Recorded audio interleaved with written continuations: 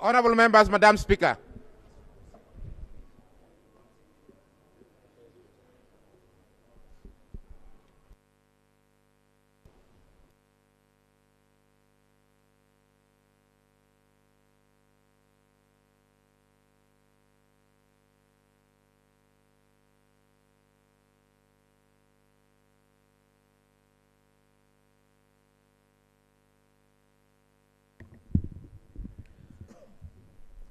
Prayer.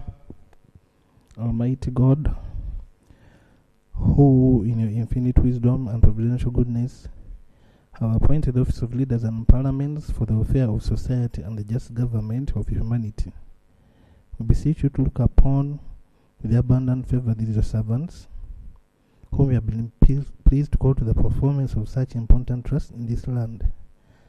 Let your blessing descend upon them here assembled, and grant that they may, as in your presence, treat and consider all matters that shall come under their deliberation in so just and faithful a manner as to promote your own glory and to advance the good of those whose interests you have committed to their charge. Amen.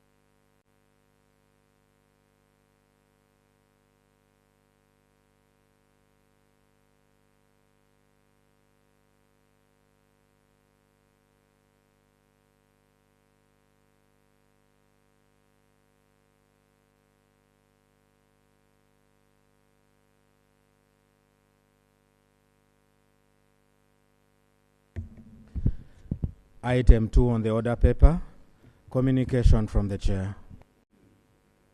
Honorable members, I want to once again welcome you to this afternoon sitting. Members, as you are aware and you've learned that by now, Pope Francis, the head of the Roman Catholic Church, has been hospitalized for the last 11 days. The Pope is reportedly suffering from pneumonia. We as Parliament of Uganda, we want to join the millions of believers out there to pray for his faster recovery. When you read Psalms 30, when you read Psalms 32, it says, Lord my God, I called to you for help, and you healed me. On behalf of Parliament of Uganda, and on my own behalf, we want to join the global Catholic fraternity and all the people of goodwill to relay our heartfelt get well wishes to the Holy Father, Pope Francis. May the Lord heal Pope Francis, and we'll continue remembering him in our daily prayers.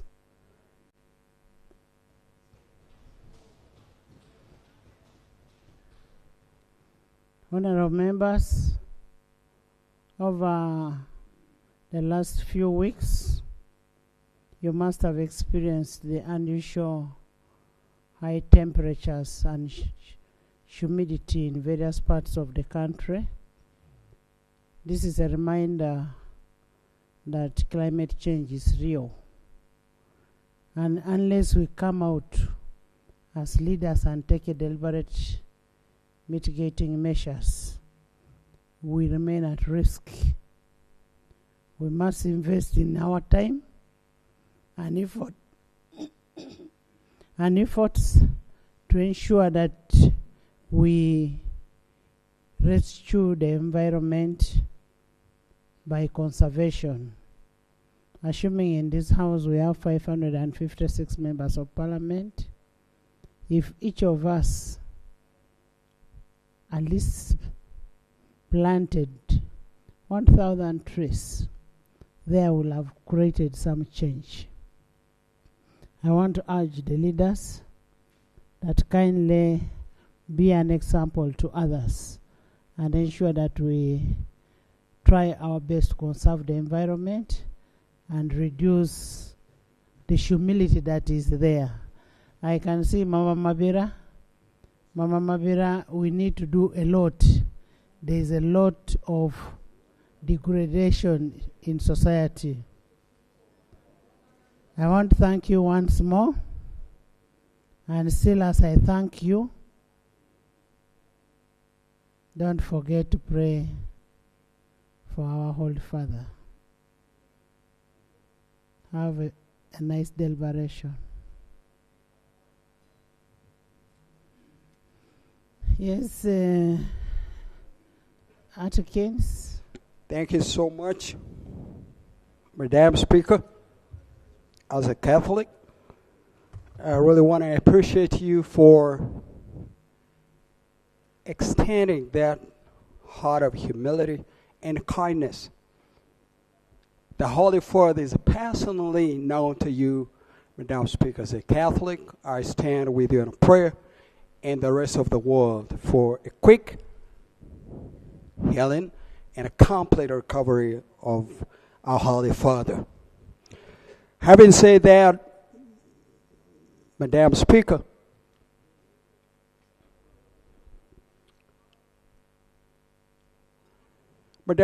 for evil to thrive, you need one facilitator, good people, good women, and good men and good women specifically like you, Madam Speaker, to do nothing about it. Madam Speaker, I stand here at a value system called I am my brother's keeper, I am my sister's keeper. Madam Speaker, I'm still struggling, and I'm yet to recover. The National Unity Platform is a legally registered political party. Madam Speaker, it grieves my spirit. And my spirit is not going to settle, Madam Speaker, until that constitutional seat you occupy by the grace of God and the support of this entire membership pronounces itself. Madam Speaker, we have the Constitution. We are not going to allow even one moment lawlessness to prevail in this country. Madam Speaker, the people, specifically the MPs that got in here through the membership or the flagship of the NUP, Madam Speaker, are out of pain. I also come from the opposition family, from the PFF, the FTC. And I know one time our honorable brothers from the other side, the NRM, will also occupy the same opposition side. Madam Speaker, our laws are very clear that for anybody on this earth or underneath the earth to do what was done to the National Unity Party, there has got to be a court order and a search warrant. Madam Speaker, yesterday I'm happy that I'm very sure, Madam Speaker, you're now in a position to appreciate that indeed the headquarters of the NIP were raided. Madam Speaker, my procedural issue right now is if the Committee on Defense and Internal Affairs still exists. And Madam Speaker, I really want to ask you, through you, Madam Speaker, that government comes forward to give a report or an account of what exactly happened without a court order and a search warrant, breaking into offices. We want to know who were the commanders. Honorable Atkins, that issue was discussed yesterday. It was discussed yesterday. We await for a response from Attorney General, which the leader of opposition asked for. The leader of opposition raised that issue yesterday, and we shall be waiting for a report. As we wait for that, Madam Speaker, and I really want to thank you for providing leadership on that national matter. As I see the ground, I'm interested in knowing the commanders of that raid, who sanctioned the raid. Honorable Atkins, when I saw you standing up, with that rosary there, I thought you were standing up to wish the Pope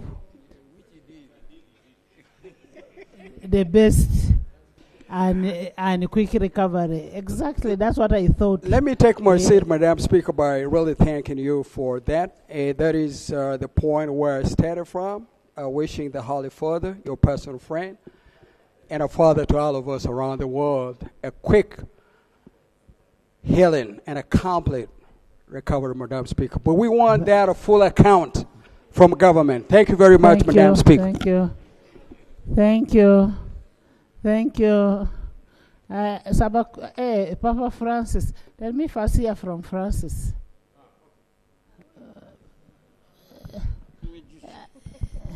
Lope, you'll come last. Thank you so much, Right Honourable Speaker. Right Honourable Speaker, I am one of the very few Ugandans who have had an opportunity to interact with Pope Francis for about 4 times. And so I want to join you in praying for healing for Pope Francis, so that the Holy Spirit accompanies our shepherd and he continues to guide us and provide hope. So I want to thank you for bringing this before us, but also to join you so that we pray for continued grace of God's mercy, comfort, healing, and above all, that he continues to guide and give us hope. Amen. Around the world. Thank you very much, Right Honourable Speaker. Amen. Lawrence. Thank Lawrence. you. Thank you, Right Honourable. I also join you to make the appeal to pray for the Holy Father, who is in critical condition. We pray that the Holy Spirit will heal him so that he can continue to serve the world. The Holy Father stood for the environment through throughout his papacy up to date, and he had been promoting the letter which he issued, that is the Laudato Si, that is care for nature. And so in his trials, during his trials, we joined to pray for him so that that movement will continue to grow. Secondly, on the heat waves, I think you are right honorable, to say that because of climate change, the heat waves are increasing, and it will come with a lot of health issues. Yesterday, at the football pitch in Pakwach, there was a girl who is in senior 2 watching football, a kind of morale booster, and collapsed and died. Because the heat wave is so high that you need to be hydrated. Yes, information. My colleague, thank you for giving way, and Right Honorable Speaker, thank you for accepting that I give this information. That is a girl I was paying fees for. Sorry. And actually, as I speak this night, I'll travel so that I make sure she gets a decent burial. Thank you so much. Thank you for that information. Sorry about that, and our condolence to the family. So the heat wave is real, and most of the things you are experiencing now are caused by human activities. So we really need to take action to address some of these challenges. The minister raised the other day, laid on floor here, the certificate of financial, showing that there is substantial amount of money put in the budget to address climate change in the country. But when you check the parameters, the analysis was not in-depthly done. So we need to strengthen that department by putting more funds so that we can address some of these challenges, because prevention is better than cure. Thank you. But before we talk about funds, if I could ask from amongst ourselves here, who of you has planted just one, maybe 500 trees?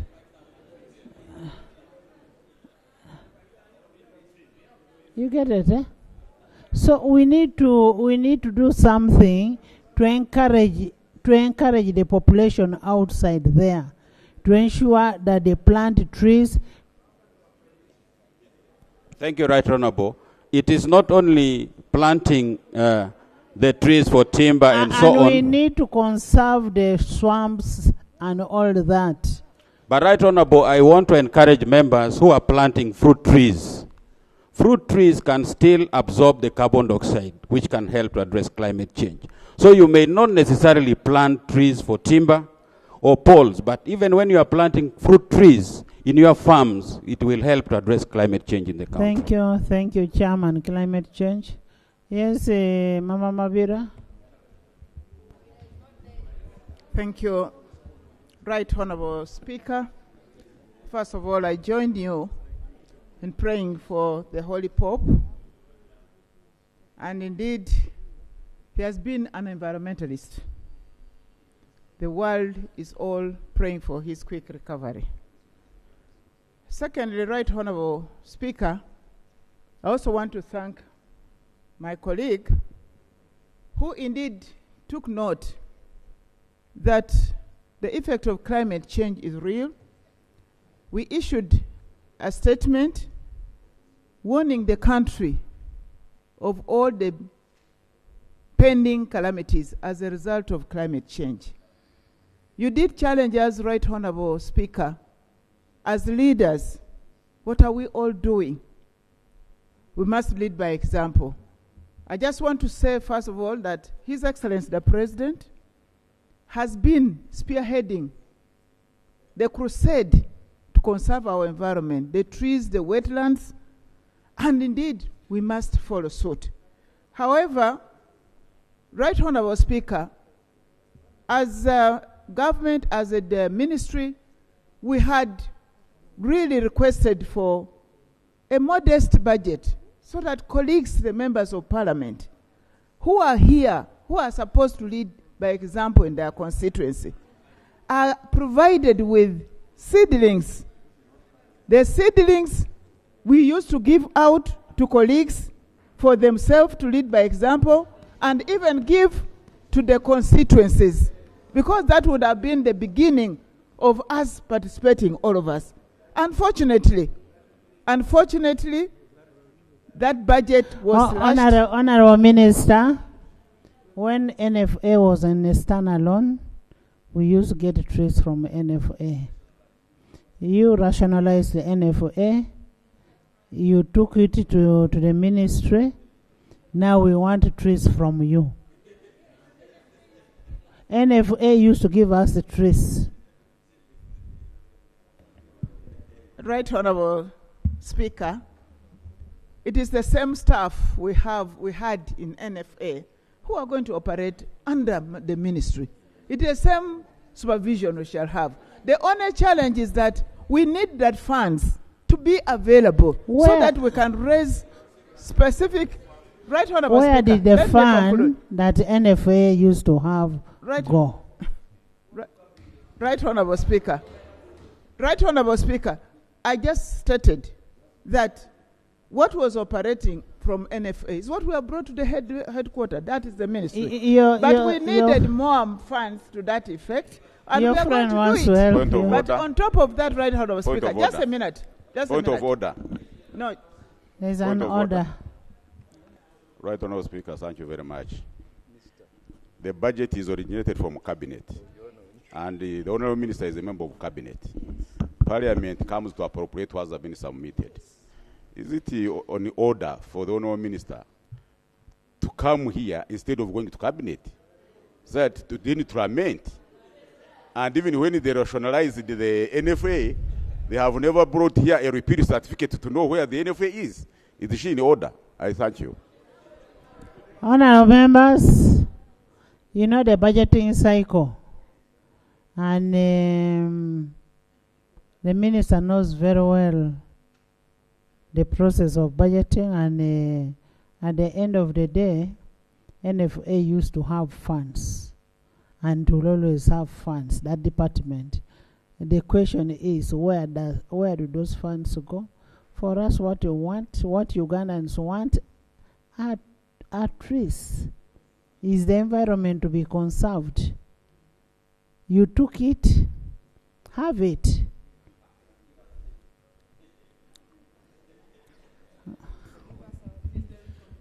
Madam Speaker, I join you and the millions of people across the world in sympathizing with the Holy Father. We continue to pray for him for quick recovery. Secondly, I want to say that in addition to what the minister has said, His Excellency the President, in terms of saving the environment, you've seen his policy, his statement, and recently in Cabinet he also directed that we should start the process of compensating those people in the wetlands, especially those who were given these wetlands by the then colonial governments like Chigezi, Busoga, and Bukedi, and we are now starting the process. I will have a bilateral discussion with the Minister of Environment to inform her that indeed her views will be best discussed in another forum, and the best forum for discussion of the budget will be in the Cabinet. I thank you. Thank you, government. Madam Speaker, I was seeking clarification from the Minister, because much as I'm very supportive of massive planting of trees, and I hail from a place which has been environmentally degraded. And I also appreciate the crucial role that leadership provides in this climate change mitigation. But the $1 million question is for places like Bududa, where we have numerous cracks. And even if you did massive planting of trees, that will not nip those cracks in the bud. Because even landslides occur in Mount Elgon National Park, where there are indigenous trees that have deep roots which you would have expected to anchor the soils firmly in the ground. what should we do? The mitigation measure should have been a relocation of the people to save their lives. But this exercise is going on at a snail's pace. For time immemorial, it is now over 10 years. They have so far attempted to only relocate and resettle 51 households out of a target of 100,000. Madam Speaker, with the change of rainfall patterns because of climate change, anything may happen in Bududa, by the way, because we are experiencing heavy downpours and landslides. And the mother of, incidentally, the minister, my good friend, Mama Mabira. Mama, no, she's still both. Hails from Bududa. The mother is my relative. And she knows how fragile the soils are, Madam Speaker. So I don't know how she would help to expedite the relocation of the people to save their lives. Information from the Honorable Modoi before you come. Isaac. Yeah, Isaac. Right Honorable Speaker, may I also join others or colleagues for praying for the Holy Father. I want to report that in our area, Bududa, it's not all about even relocation. It's management of relocation. And the police across the country. The slides and the disasters are not only for Bududa. It's a question of having a policy for the whole country to see how do we manage our environment, how to settle our people. Even those few that have been relocated to Bunambutie and Kiliandongo, the soils are already cracking. It's so dry. And when during the rain season, so wet and flooded. So to me, it's to do with the policy. Kiliandongo also has cracks. Mountains. Yes. No, our people are settled there. But when during the dry season, the cracks cannot even allow them to do any agricultural activity. That's there. why we are saying we need to do afforestation and we need to do a waste disposal monitoring so that we avoid that kind of thing. I mean, we need to do a lot for this country to avoid a lot of... let's have the shadow here. Right, Honorable Speaker, we thank you so much that you have fast-tracked climate change management. Even last week, you provided us with the space to share the weather forecast. Unfortunately, we didn't have the ministers present, but I'm requesting that you still render us space to share the weather forecast such that we all become ready. Right, Honorable Speaker, the weather forecast, for example, showed that there is going to be an increase in malaria manifestation, and we are going to get a lot of dog bites and snake bites. But right, Honorable Speaker, when you go to our hospitals, most district hospitals have less than 10 doses for dog bites, and the doses are very expensive. So even when you look at most deaths of children now in most hospitals, it is due to malaria. So, right, Honorable Speaker, we thank you that the weather forecast was going to give us insights. They reported that this is good time for tourists. But yesterday, people from Rwenzori reported that all the ice is melting. So some of our staff who have been inviting tourists to come and give us money should be cognizant of this, because you might bring people and they pay for nothing. But now that the ice is melting, our lakes are going to overflow. What we need to do now is to desilt dams and also the drainages, such that as the water increases after the melting of this ice, we are able to cushion all the water from the melting. Right, Honorable Speaker, we find that the tourists would come in big numbers, but also the way, especially us people from National Unity Platform, we are handled, it threatens them. Yet we would use this season to attract more of the tourists. Right, Honorable Speaker, the proposals for relocation of some of these populations is also lacking. Some people are given options to live my chief whip's place to some other places, which the population considers to be very infertile. They are not willing to go there. The best thing to do is to provide the money, and these people look out for where they can settle. Otherwise, this business of we have found this place which is very infertile for these people to go to, they will not accept and they will never accept. Those are some of the... Thank you. Honorable Okao, you see like those rocks of ours, the cracks. When you see as a leader, when you see the cracks, when you sense there are cracks, the best thing that we can do is to educate our people the dangers of such cracks. Much as that area of ours is very fertile, people may not want to live, but they have to know the dangers. So we need to continuously educate them. No, the level of awareness is extremely high for our people. As we talk, those that hail from the high-risk hills stay in places of worship and schools. And the ministry, the line ministry is aware of this.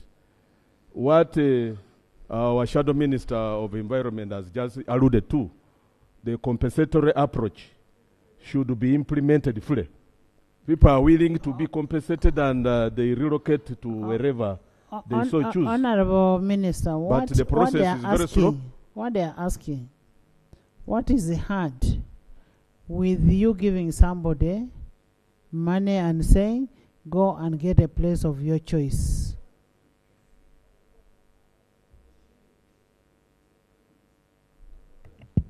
Right Honorable Speaker, I just thank colleagues for raising issues.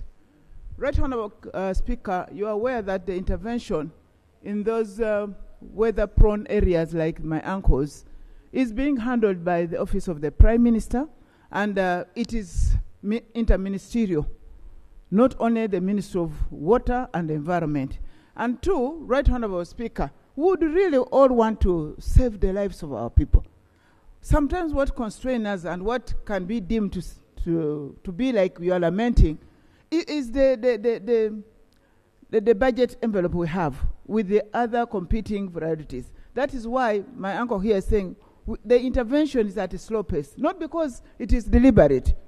We work within the available budget, my Right Honorable Speaker. So I would pray that on this issue, we can still have the Right Honorable Prime Minister convene us back again to fast track the activities therein. I beg to submit. Honorable Minister, giving the early warning systems to help in sensitizing people and evacuating them to a less risky area, would that really need a lot of giving information and that kind of thing? Would that need a lot of money? Right Honorable Speaker, let me also apologize that last time that item appeared on the order paper, personally I was in Addis Ababa for a meeting, and when I was called upon, I wasn't, and would have had another colleague to intervene. But I have the report. Even if you want me to read it now, it is ready, and my apologies. If you put me on the order paper, even now, I can't still present it. You've not answered what I asked. You've not answered what I asked. The report has those details, Right Honorable Speaker. Yes, Kiriadongo.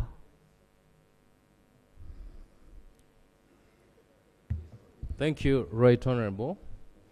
Talking about relocation of the people who are affected, especially Bududa, we are here mentioning about relocation. But the Bududa community were brought to Kiriandongo by OPM and abandoned.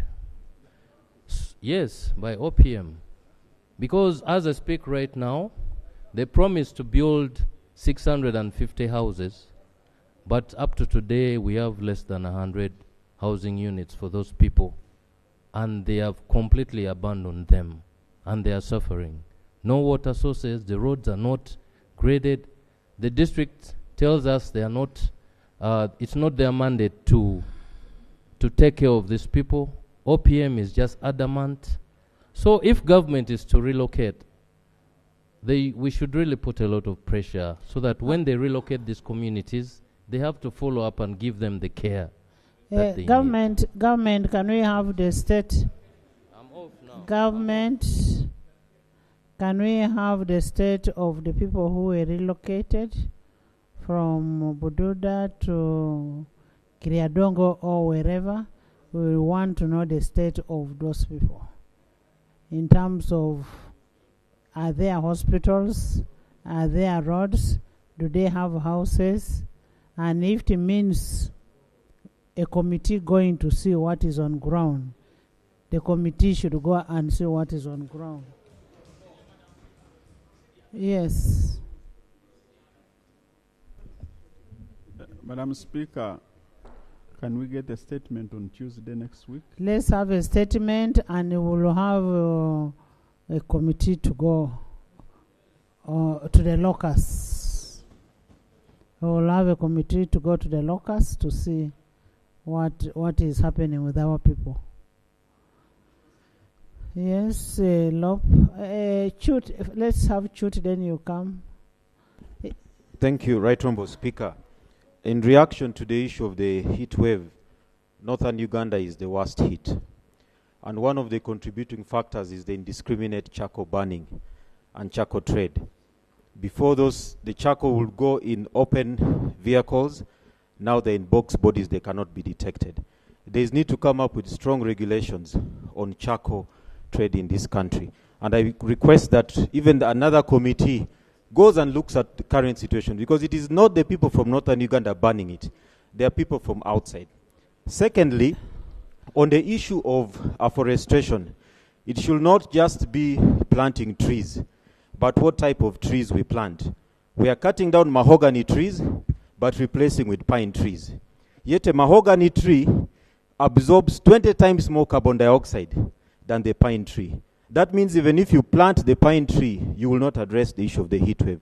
So as we're coming up with the ministerial policy statement, the issue on policy of what kind of trees we are planting should come up.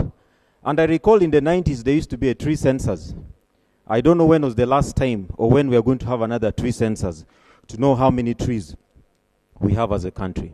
Thank you. Honorable members, now this takes me to when Honorable Dongoto and Honorable Gilbert were stopping those people of charcoal, those carrying charcoal, and people felt these people were not serious, but they were doing a right thing. They were doing a right thing. Now you see what is happening. But also the Minister of Energy should get an alternative sources of how people should cook, like using ethanol. Right, Honourable Speaker, just allow me to respond to that. I thank a colleague for raising it. Indeed, charcoal burning was a problem and is still a problem. But from the policy perspective, His Excellency issued an Executive Order number 3. That means it needed to be implemented. As we speak, you and me. Right, Honourable Speaker, allow me to speak to this, be protected. Honourable Minister, yes. When Executive Order 3 was issued, who was supposed to implement? Right, Honourable Speaker, that's what I'm here. I wanted to let colleagues know that our enforcement arm of government, we have even roadblocks on the road. Just a moment, just wait. I will give you. We have roadblocks, right, Honourable Speaker. For example, people who come from the north towards Achua River, we have even UPDF involved. But as the colleague said, they used to transport this charcoal in the open trucks. Now they have changed styles. That needs to be... What stops you from checking the box body? It is being checked, right, Honourable Speaker. But, colleagues, let me just explain. I will give you an opportunity. I'm here to listen. We are trying all we can. The biggest challenge is that when the demand and the supply, you know, the demand and supply chain, People smuggle it. What we are doing, you right, Honorable Speaker, you actually alluded that the Minister of Energy needs to put in place the alternative. Order. Government has actually subsidized There on is the an order. on Madam Speaker,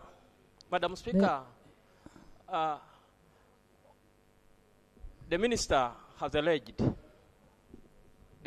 alleged that people who are carrying out charcoal business are smuggling within Uganda, according to her statement. But the English dictionary defines smuggling as going across the border using the porous routes.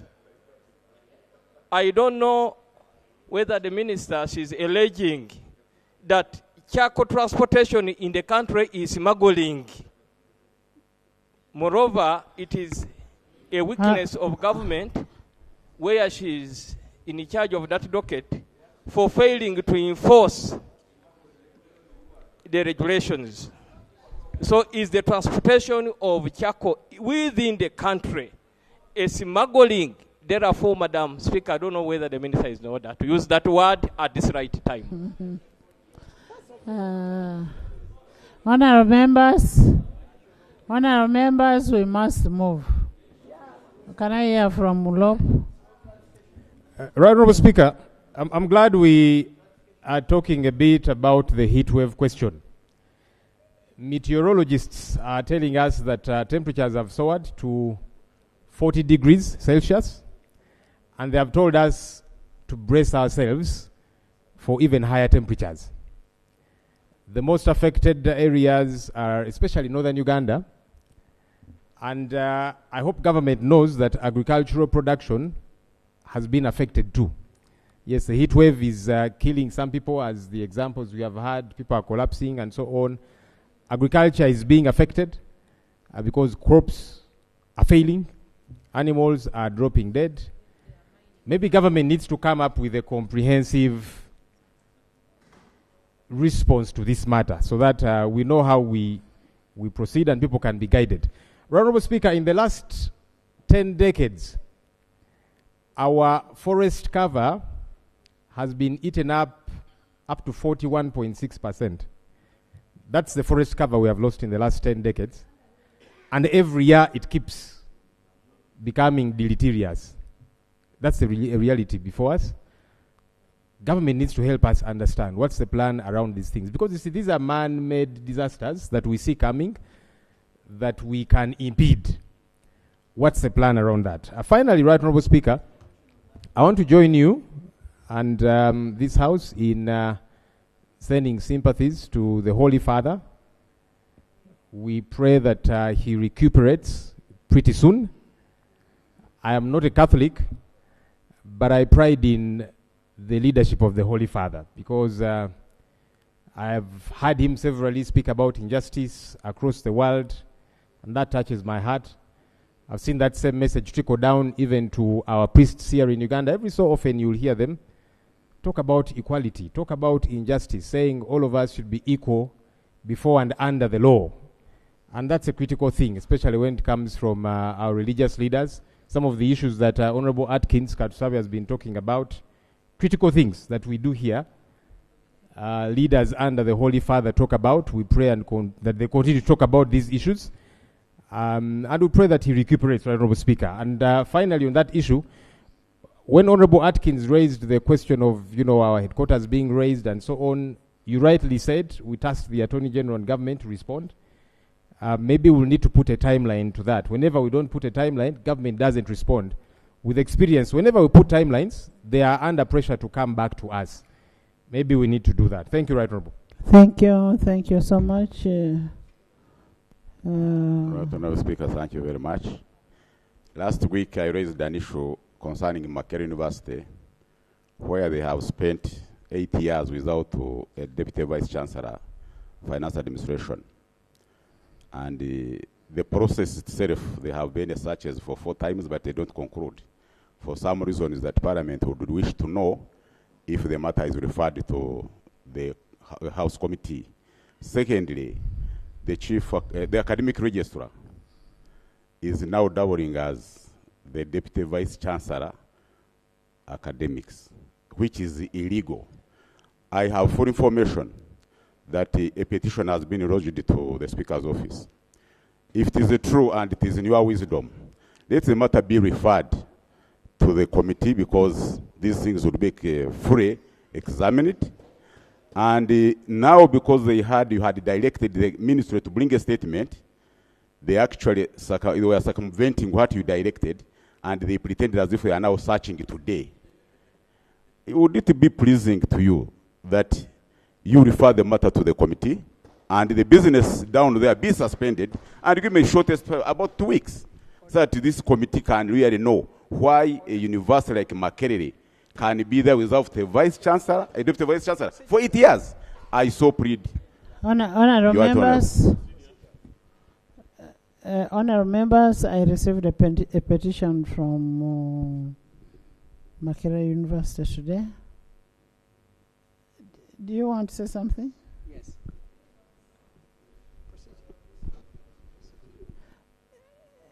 The way you're standing, it's like you want. Yes. I received a petition today from Makerere University. Unfortunately enough, when the petition was brought, I was with Dr. Muyingo. And Dr. Muyingo said, we are already handling this issue. However, that does not stop me from bringing the petition to the House. My team is preparing the petition according to Rule 30 to be brought to the House, and will bring the petition on Tuesday to the House. And I think Dr. has more information.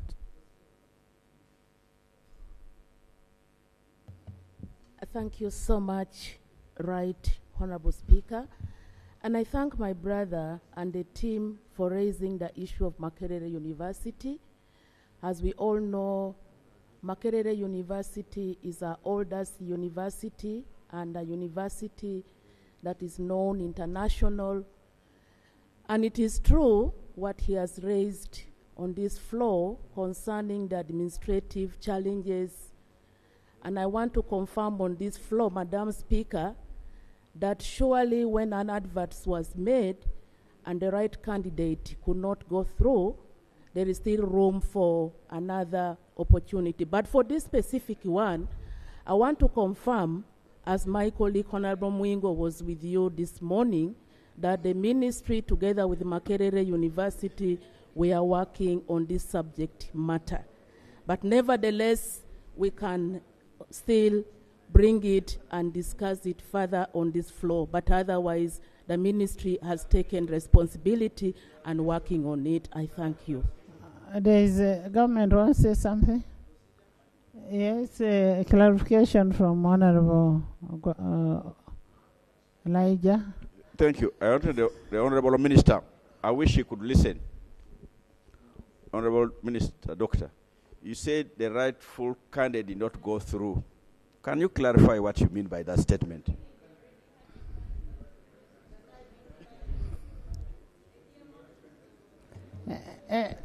Madam Speaker, when we have an advert, there are specific qualification and a specific criteria. And of course, when the people who apply for that position did not meet the qualification, and that's why I said it might not be the right person, and there is still room to get the right person for that position. Point of order. Point of order. Honorable members. Point of order. Honorable members. Honorable members. Let's avoid some kind of embarrassment in the House. From the documents I looked at, there are people who did interviews. There were 3 people who were subjected to the final interviews, who went through the Senate. From the Senate, they had a written interview. From the written interview, they now had to go into secret ballot. and consistently one person was leading. Consistently in all the 3 interviews. But when it came to giving instrument, they said you are not the right person. Let's see how to settle this thing quietly without embarrassing ourselves further. Because if it is a person we earmarked or who was earmarked who did not go through or ring-fenced, then next, yes.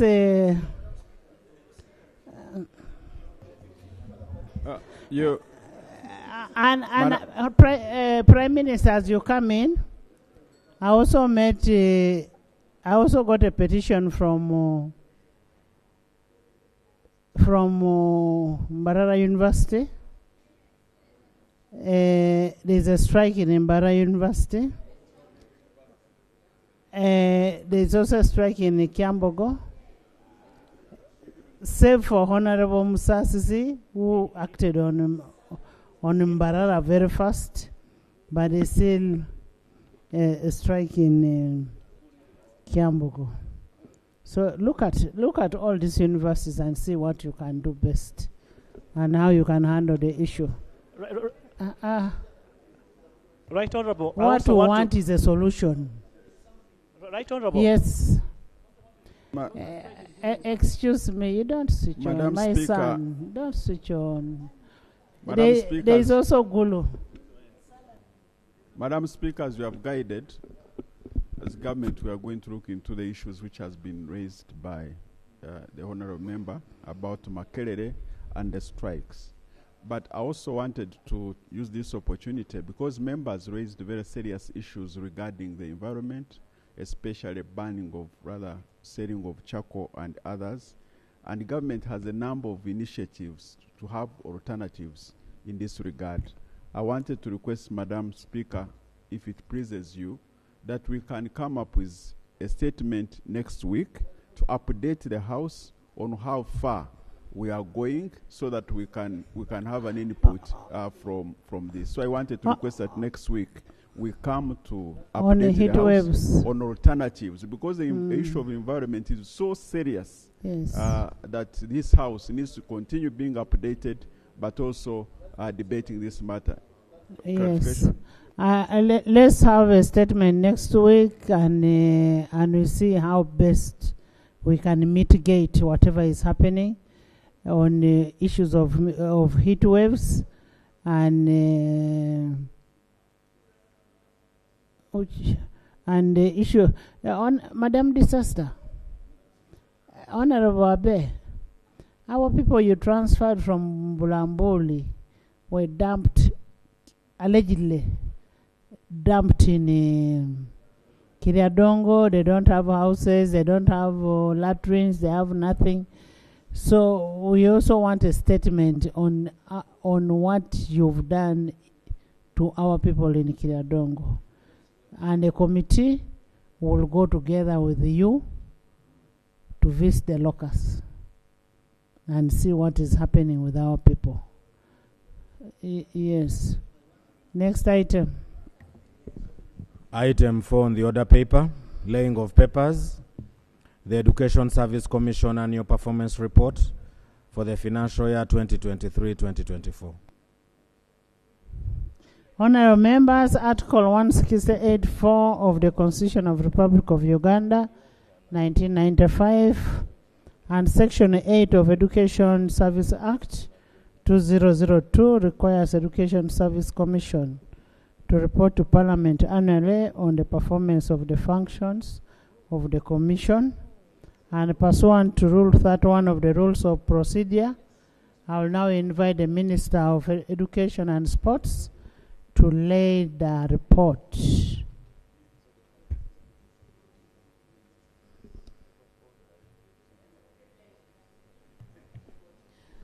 Can she lay then you come? Madam Speaker.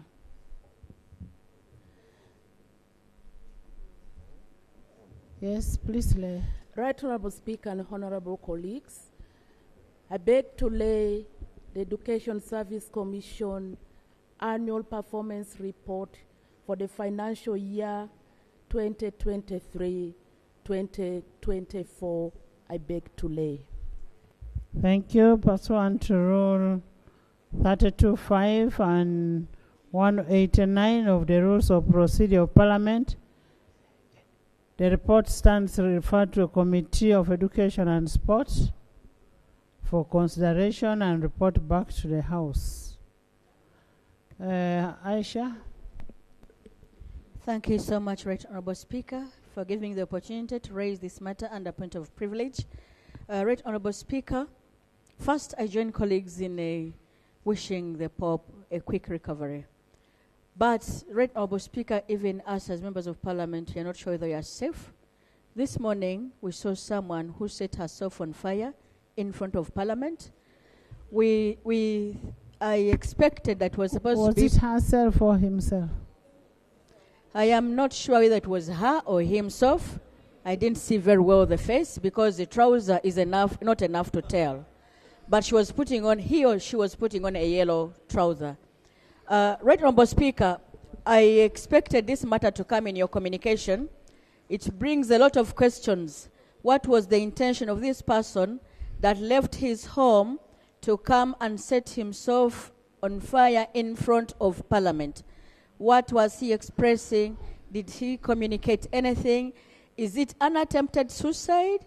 Is it a terrorist action? So not getting information, details on that action leaves us in suspense and puts us in doubt of our security. I pray that you speak to it, Right Honourable Speaker.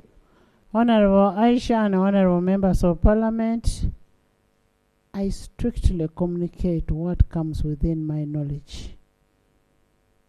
I am actually hearing what you're saying for the first time. My office is closed. I don't sit in the street there to see whatever happens. I will follow it up and find out what happened. I will find out what happened, and once I've found out what happened, then I will communicate to the members. And if it so happened, then it was a very unfortunate incident. Next. Most obliged, Right Honourable Speaker. Thank you. Just know that I'll communicate when I get the information. Yes, Jonah. Thank you, Right Honourable Speaker. Madam Speaker, under the Presidential Elections Act, I recall Section 3 or 4, all aspirants for presidential positions are allowed to hold consultations in preparation of their manifestos, but also gathering the necessary information. One of the intending aspirants, the Honourable Jimmy Akena, MP for Lira East, has kick-started his consultation. He was in Leptong and Otuke, and the police interfered with his consultation to the extent that they fired tear gas. Madam Speaker, the Honourable Jimmy Akena is consulting on behalf of UPC, and we plan to do further consultations in TESO beginning on the 1st. And yesterday, Madam Speaker, you issued a warning to NUP about how to enter TESO.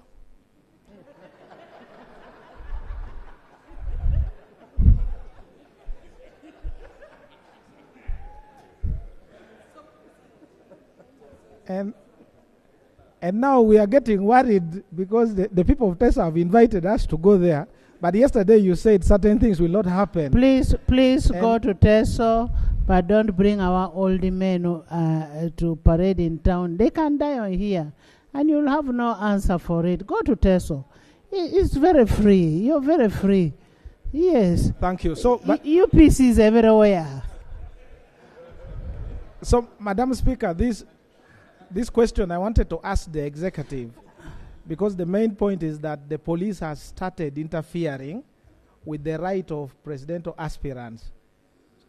They have started with the UPC, but next time you never know who is next. Yeah, and we.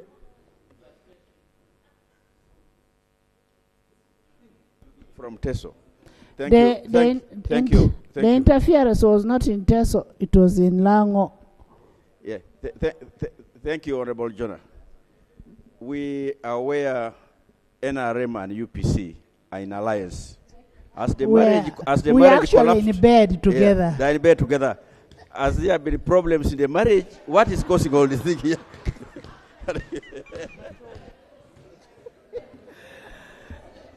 Thank you, Madam Speaker. I would like to clarify. The Honorable Elijah Okupa is a former member of UPC. When parents have chosen to divorce, you, the children, you don't enter to ask questions.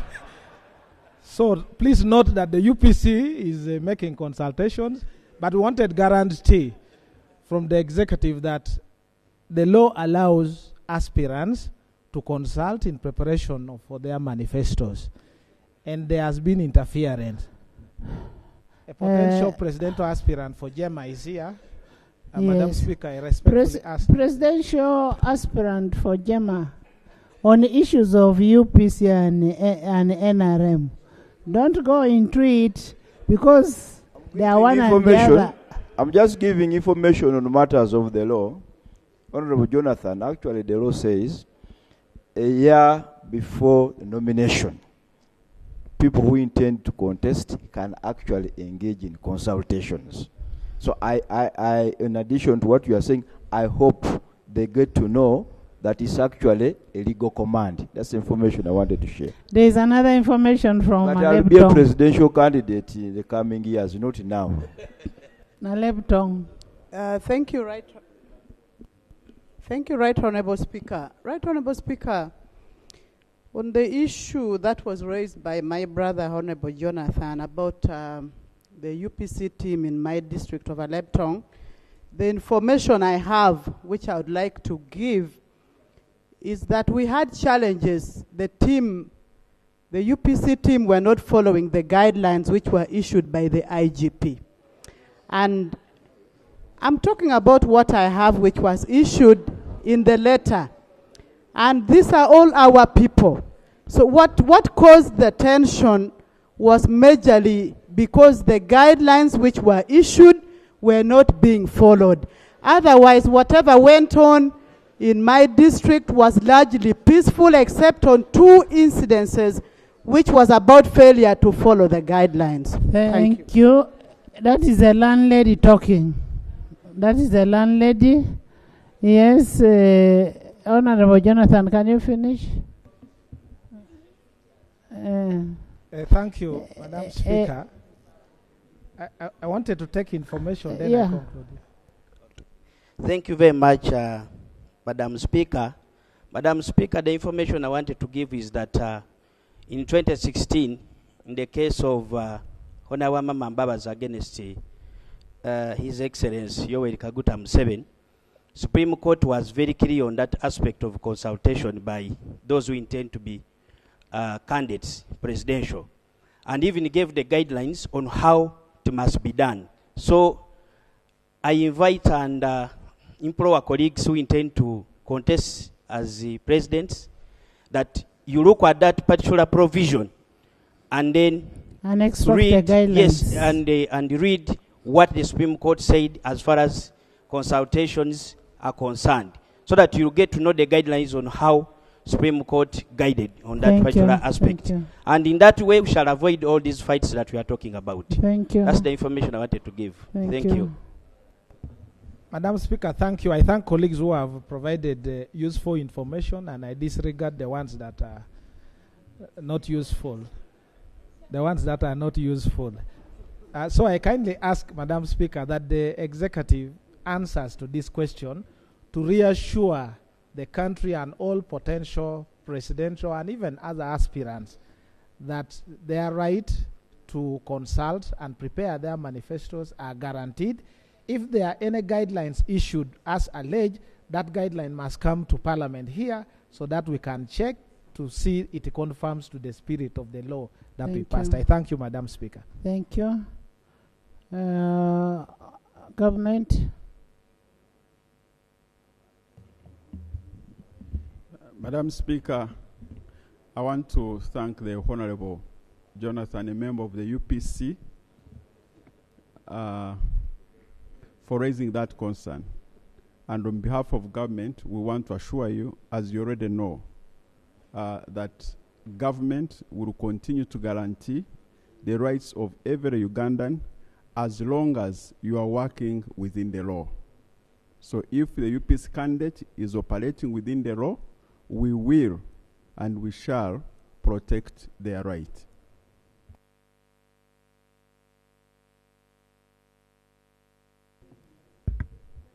Next.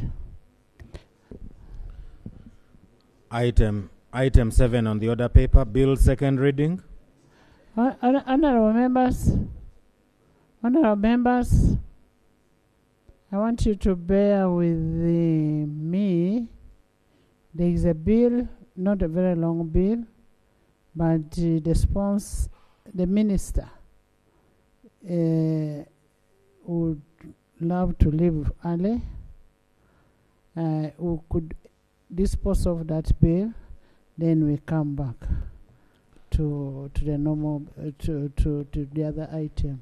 So kindly bear with me.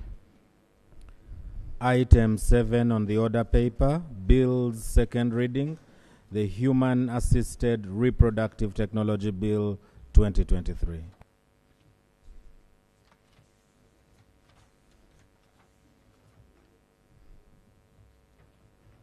Honorable members,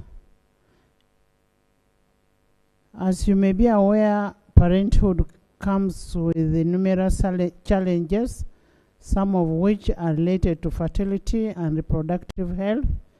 Human-assisted reproductive technologies have emerged as a solution to have these challenges resolved. However, there is a need to have the legal, ethical, and social regulations for application of such technologies. The bill is aimed at providing an appropriate legal regime to govern the application of human-assisted reproductive technologies. You may recall on 21st July 2022, Honorable Saro Pendi was granted leave to introduce the Human-Assisted Reproductive Technology Bill as a private member pursuant to Article 94(4)(b) of the Constitution of the Republic of Uganda and Rule 121 of the Rules of Procedure.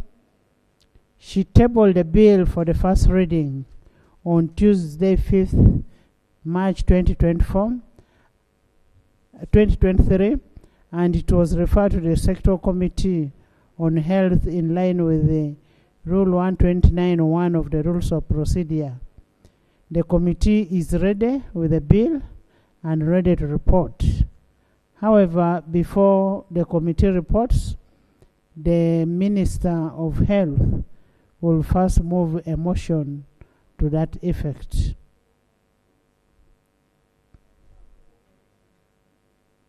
The sponsor will work together with the minister.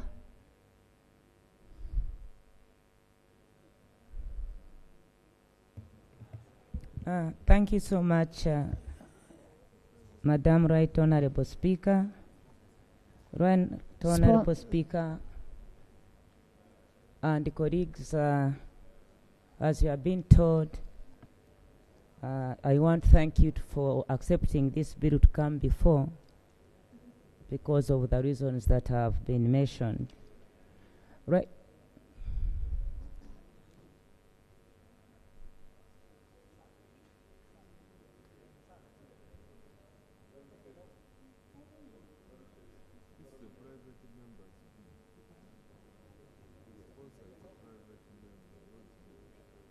Wait for me. The Prime Minister. No.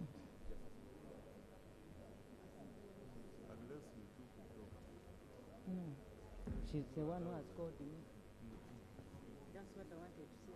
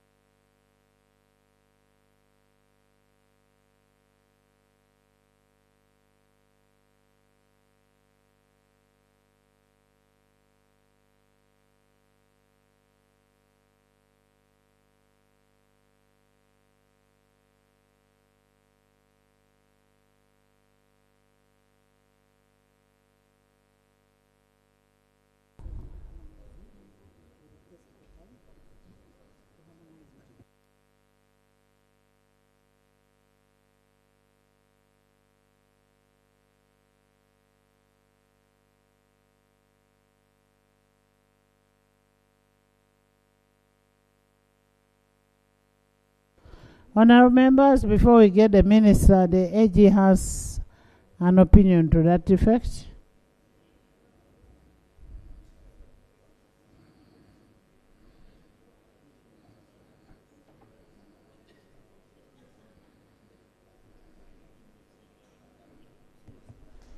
Madam, Right Honourable Speaker and colleagues,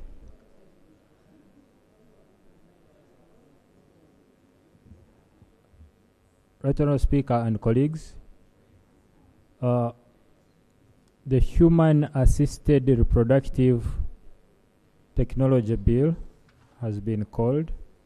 However, I humbly pray that this bill be deferred for a very short time to allow us as Attorney General's chambers and the first Parliamentary Council to harmonize a few things, because there are some technical areas. We need to look at the bill of the Ministry of Health. Yes, Flavia.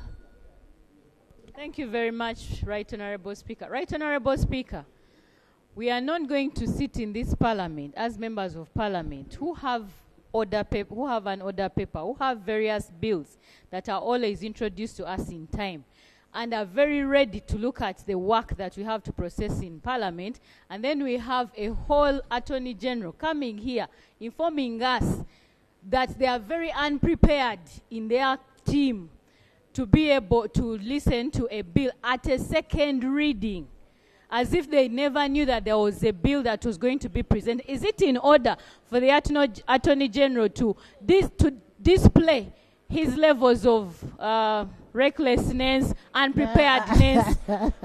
What else? Other words, all those negative words. Is it in order for him to come here and Honourable distribute that? Flavia, Thank you very much. Honourable Flavia, that's a very harsh word. It is unparliamentary. Yes, Honourable Flavia.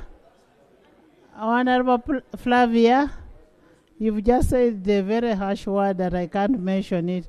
Just withdraw that one. Honourable Speaker, let me just remove which word? Reckless. Okay, unprepared and incompetence and the no. Unpreparedness, okay. And they even request us to reschedule a whole Parliament when the minister is even very ready to present. That is very, very unjust and unfair and insensitive. Thank you. Thank you very much. Yes.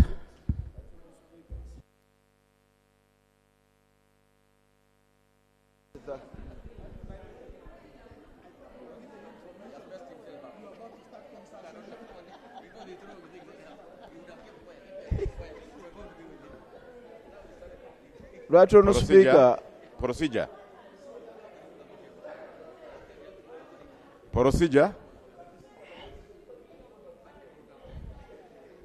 Information. Yes. Right on Speaker. Honourable members. Clarification. Honourable members. Processing a bill is not that easy. The members have put a lot of energy to prepare this bill. You cannot come to us at this time. You cannot come to us at this time and say we are not ready, we need to harmonize.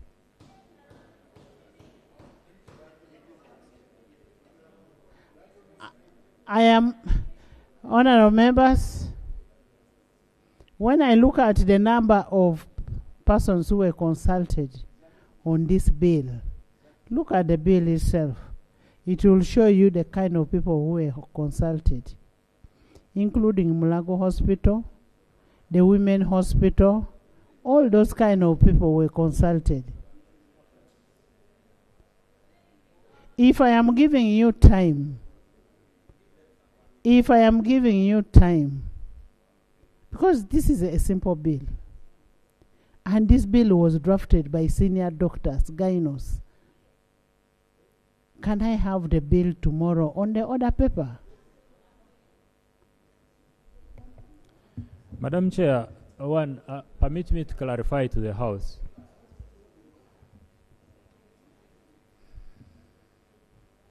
On the 9th of April last year, a letter was written requesting that we sit and harmonize. This letter was written by the Minister of Health. This harmonization was not done. By Minister who? The letter I have here, and I'm going to lay it on table, it is written by the Minister of Health. So this was not done. I feel uncomfortable processing this bill now. That's why I requested that it be deferred. And I'm comfortable if the Speaker says tomorrow, I'm going to sit with the Honorable Cheng and the First Parliamentary Council and the Ministry of Health, and we see what can be done. So just to clarify to my colleague who thinks it is recklessness, it is not. Honorable AG, you said you're not comfortable with the bill? Are you Right, okay Honorable, with it tomorrow? I said I will take your guidance to come. We are going to have a discussion with the Okay. Dr. Acheng. Granted. We will have that bill on the floor tomorrow.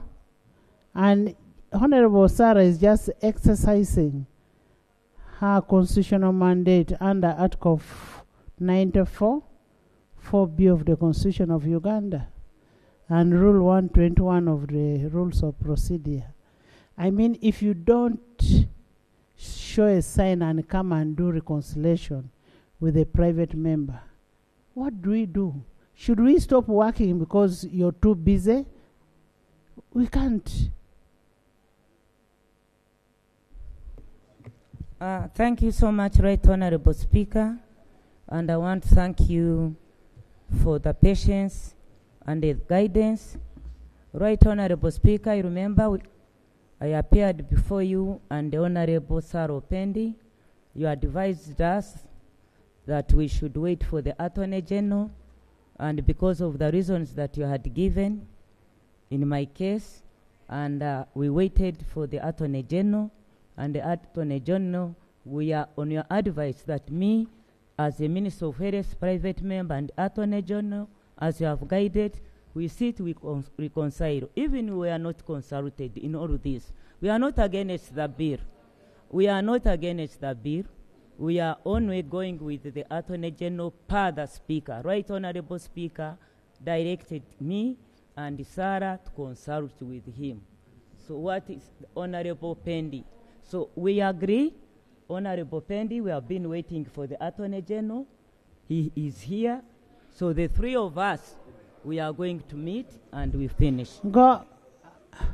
Honorable members, Honorable Anifa, Honorable AG, Honorable Sarah, go and harmonize. And the chair of the committee and the vice chair of the committee, go and harmonize. Thank you, Right Honorable Speaker.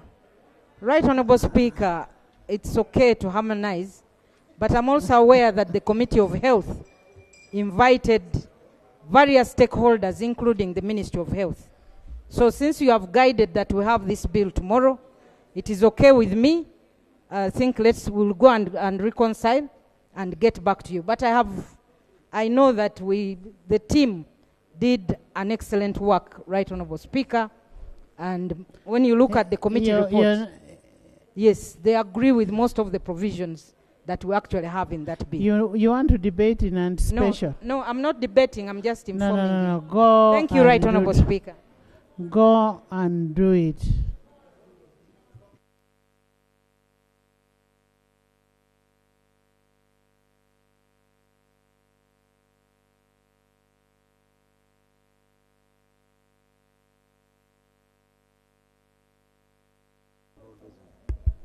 Honorable members, in the VIP gallery this afternoon, we have a delegation of officials from Tanzania, Kenya, and Uganda, who are part of the joint East African bid that we won the rights to host the African Cup of Nations in 2027. That is AFCON.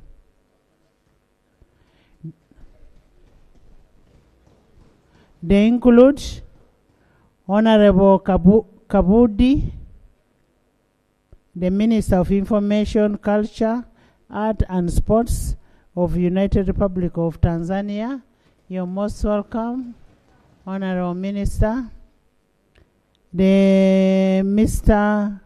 Mushigwa Gasson, the PS Ministry of Information, Culture, Art and Sports, United Republic of Tanzania. You're most welcome. Engineer Peter Tum, the PS of Youth, Youth Affairs, Creative Economy and Sports, Republic of Kenya. You're most welcome. And they are accompanied here by the Ugandan officials. We have Dr. Gwel.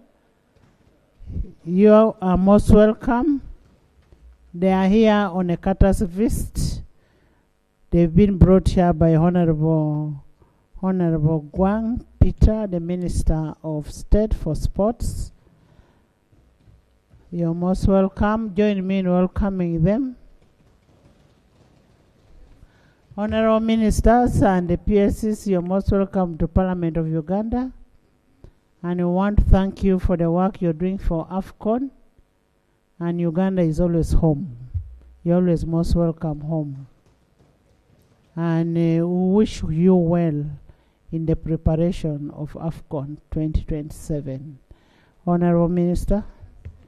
Madam Speaker, first of all, on behalf of the Minister of Education and Sports, the First Lady, on behalf of the FA President Uganda, Kenya and Tanzania, and on behalf of CAF, in a special way, I would like to begin by thanking Parliament for supporting the Pamoja bid AFCON 2027 and CHAN 2024.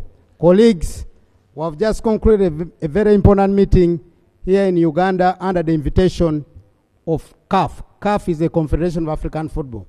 I would like to thank my colleagues, the Honorable Ministers of Sports from Uganda, Kenya, and Tanzania. And I want to say thank you for coming home. This is our National Assembly. You're most welcome. I also want to thank the permanent secretaries of the 3 East African countries of Kenya, Tanzania, and Uganda. I've been corrected here by the leader of opposition that I should say, Karibu Nyumbani Sana, in the spirit of East Africa. Friends, I want to conclude by saying it's a reality. Beginning 2nd of August 2025, we will be hosting 19 countries of the African continent in the CHAN competition here in Uganda, Kenya, and Tanzania. We have just concluded an inspection by CAF 2 days ago, and I confirm we are ready to welcome Africa to East Africa. I wish you all the best, and I say all this for God and my country. As Uganda, Madam Speaker, in a special way, I would like to thank you for always being there for sports in Uganda. Thank you so much for standing with us whenever we talk about sports in Uganda. I thank you. Thank you so much. You know, honorable members, Honorable Gwang, yes. Thank you very much, Right Honorable Speaker. Right Honorable Speaker, I want to thank the Minister for the information that he has given, and to the guests that have visited us in Uganda. Welcome to Uganda. However, as you all know, women also play football. So when I see a delegation of men alone, I am wondering where the women are. So, Right Honorable Speaker, I want to request and appeal to the Minister and to our guests that I hope that there is space for the women to also be part of your delegation. Thank you so much. Madam Speaker, for the record, Honorable Pend is aware that the Minister of Education and Sports is a woman, and she's the one who was chairing the meeting. So for the record first, that makes it complete. Honorable Minister, Honorable Pendi is politely asking that can she give the visitors a push? That is polite. Madam Speaker, I welcome Honorable Pendi for giving us with your permission. And by the way, our dear guest, Honorable Pendi, comes from Tororo. And when I talk about Tororo, Tororo is at the border between Uganda and Kenya. So we can be able to welcome, to allow with permission from Speaker that we really permit us to allow Honorable Pendi accompany again. Thank you. Thank you so much, and thank you so much for coming. And as a way to host Chan, we pray that one of the countries becomes the leader. One of the three countries becomes the winner. Either Uganda, Tanzania, or Kenya, because they are all in the 19. No, it is Ubuntu, the principle of Ubuntu. Ubuntu. You know, one time we were asking the president, when we go to Tanzania, I wish we could beat those people. Then the president said, no, even if they beat, that is our first home. So we are all brothers and sisters. You're welcome, and we thank you so much for coming. Next statement. Item 3 on the order paper. Statement by the Minister on the Uganda National Examinations Board UNEB grading system under the new curriculum. Response by the Shadow Minister of Education and Sports. Honourable members, you recall on Thursday, 20th February 2025, the Minister of State, Honourable Peter Ogwang, presented a statement here on the Uganda National Examination Board, UNEB, of the grading system for the new curriculum. We could not debate that statement because the Shadow Minister had to bring a statement to that effect. And now we are ready to receive a statement from the Shadow Minister, and the report should be backed by evidence. Please do. Thank you, Madam Speaker. Thank you very much. Thank you very much, Madam Speaker.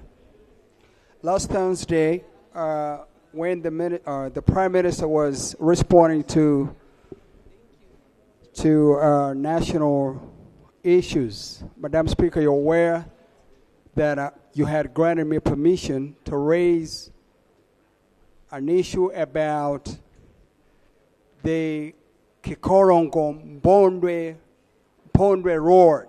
Madam Speaker, December 7th, the President went to Kasese. Why don't we bring that tomorrow? Tomorrow, when it is Prime Minister's time, we ask for an action. The problem is not the Prime Minister, Madam Speaker, is the Minister for Finance, because the contractor is already on the side. We are distorting our proceedings. The flow of proceedings is being distorted. Remember, this is being registered. So the moment we do this, let's finish the debate on the report on education, then you can bring it at the end. The Minister is not going anywhere. He's here. Much obliged, Madam Speaker. I'm going to raise it after the report. Honorable Thank you. Shadow. Thank you, Madam Speaker. And before I read the report, it would be fair if I don't talk about the Pope as a Catholic and an evolved one. Allow me also to say my prayers and pray for our Pope. And you are luckier than me. For you see how regularly we live in the twins. We want to thank God for your blessing. I have not seen him physically, but we are praying. He went to South Sudan. You see what he did there, and there's some light of hope there. But I also pray for the Pope.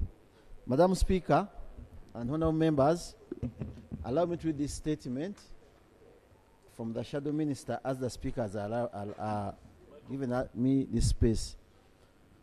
Madam Speaker and colleagues, the government through the Ministry of Education and Sports presented a proposal to Parliament to allow the rollout of the new lower secondary curriculum in February 2020 with the aim of ensuring inclusive and equitable quality education and promote lifelong learning opportunities for all. This was, however, met with the mixed reactions as seen in the Hansard reports of February 4th, 18th and 20th of 2020. The implementation of the new lower secondary curriculum was compromised by inadequate teacher training, insufficient learning materials, lack of enough infrastructure, and the absence of pilot studies as an assessment methodologies. The proposal's initial rejection was overturned through cabinet intervention, which required ongoing stakeholder engagement to improve it. However, the government and Ministry of Education and Sports are still working to overcome the difficulties that arose from this situation 4 years ago. Additionally, Madam Speaker, under this new curriculum, assessment is assumed to be competent-based. However, the reality on the ground is different. Competence learning calls for investment in school infrastructure development to handle learners' needs. For example, there should be availability of computer laboratories with electricity and internet, ICT lessons, well-equipped laboratories for science lessons, libraries for research work, learning materials, and teachers' guidances. Additionally, Madam Speaker, the combination of old and new curricula plus overcrowding and teacher shortages with a ratio of almost 1 to 100 made it impossible for most schools to focus on competence-based learning. Furthermore, Madam Speaker, the Ministry of Education and Sports' inability to recruit and deploy teachers for core subjects like Swahili, religious education, physical education, and entrepreneurship at senior 1 and 2 level is hindering the successful implementation of the new curriculum. Madam Speaker, could we receive an update on the Ministry's progress in addressing this critical issue on staffing gaps? The National Curriculum Development Center reviewed and approved certain textbooks for use in schools. However, Madam Speaker, additional resources were made available on the NCDC website. Some educators have raised concerns that the content of these books may vary, creating uncertainty among teachers regarding the occurrence of the study materials. Therefore, there has been a glaring issue on the many uncontrolled publishers of instructional materials of both teachers and students. The government failed to supply enough books in schools, neither did it commit on which books to be used by both the teachers and students. This left schools to improvise, leading to many of them purchasing any book they found on the market, many of which have very shallow information on the topics. Others decided to continue using the ones of the old curriculum. Further, the lack of sensitization and communication on the new grading system led to widespread confusion and discontent among key stakeholders, who are the students, parents, and educators, following the release of 2024 Uganda Certificate of Education results. Madam Speaker, key issues: reporting and grading certification. Right Honourable Speaker, according to the release statement issued by UNEB, Director, and I quote, actually, Mama, during implementation, there were challenges. This is UNEB. Mama, during implementation, there were challenges encountered such as lack of efficient IT infrastructure in many schools, which was a major constraint in the ability for schools to make timely submissions of continuous assessment scores to UNEB. The volumes of data that UNEB must receive and store requires larger capacity servers at UNEB. There is the challenge of shortage of school laboratory facilities. The new curriculum, being skills-based, requires that science labs and workshops are well equipped to give the learners enough chance to create new knowledge through self-learning. Unfortunately, many rural and private schools lack these and are also short of science teachers. In addition, Madam Speaker and colleagues, the new curriculum emphasis on practical application has raised the questions about the relevance of theoretical subjects like history, CRE, and geography to real-life problem solving. Besides, the scoring system consisted of grades A, B, C, D, and E, but the specific marker ranges corresponding to each grade were unclear and ambiguous. Madam Speaker and colleagues, the scores set to UNEB were awarded students by teachers from their continuous assessment from S3 Senior 4 as stated in the new curriculum.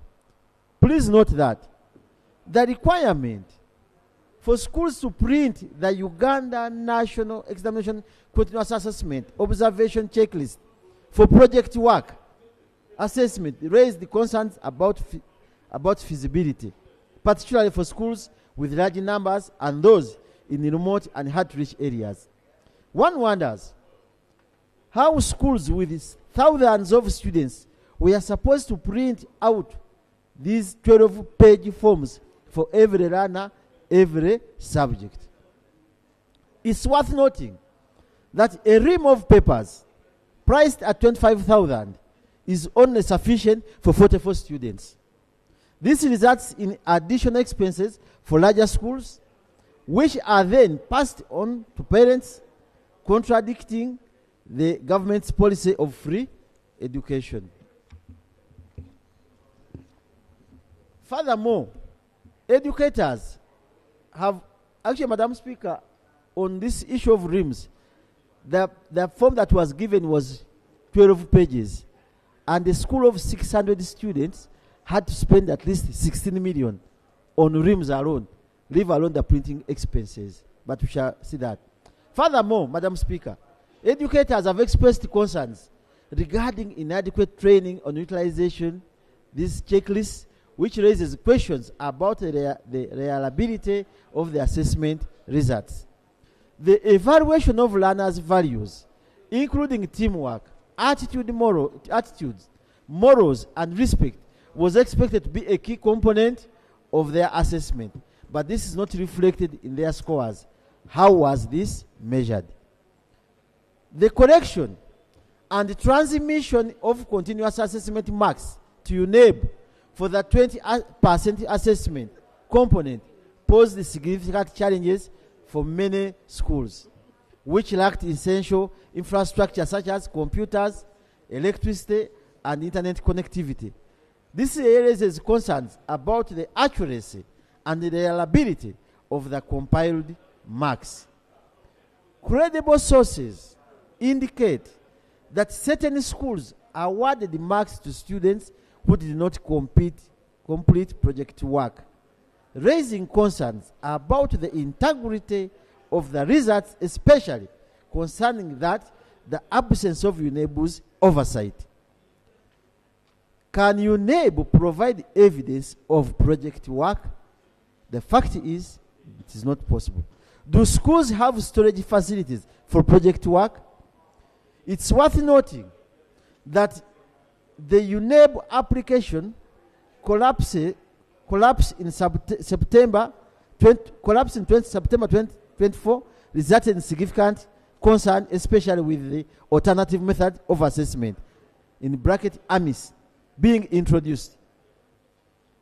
Many head teachers reported difficulties in uploading continuous assessment marks, and some were even advised to use CDs to record marks and deliver to UNEB for upload. Some schools shared their marks with the neighboring schools.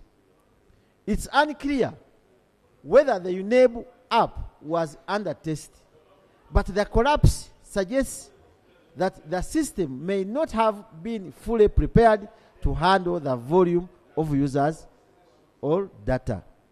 Madam Speaker, a circular issued in September 2024, as I will lay later, introduced changes to the project work, shifting the focus to S3, S4 learners, from S1, S2, and introducing a new theme. These themes are usually sent late. For example, the one for last year was sent in September when some schools had already submitted their project marks to UNEB. This means that the marks that had earlier been submitted were not in line with the UNEB with a new theme. How was this mitigated? Most of the project work requires materials that go at a cost.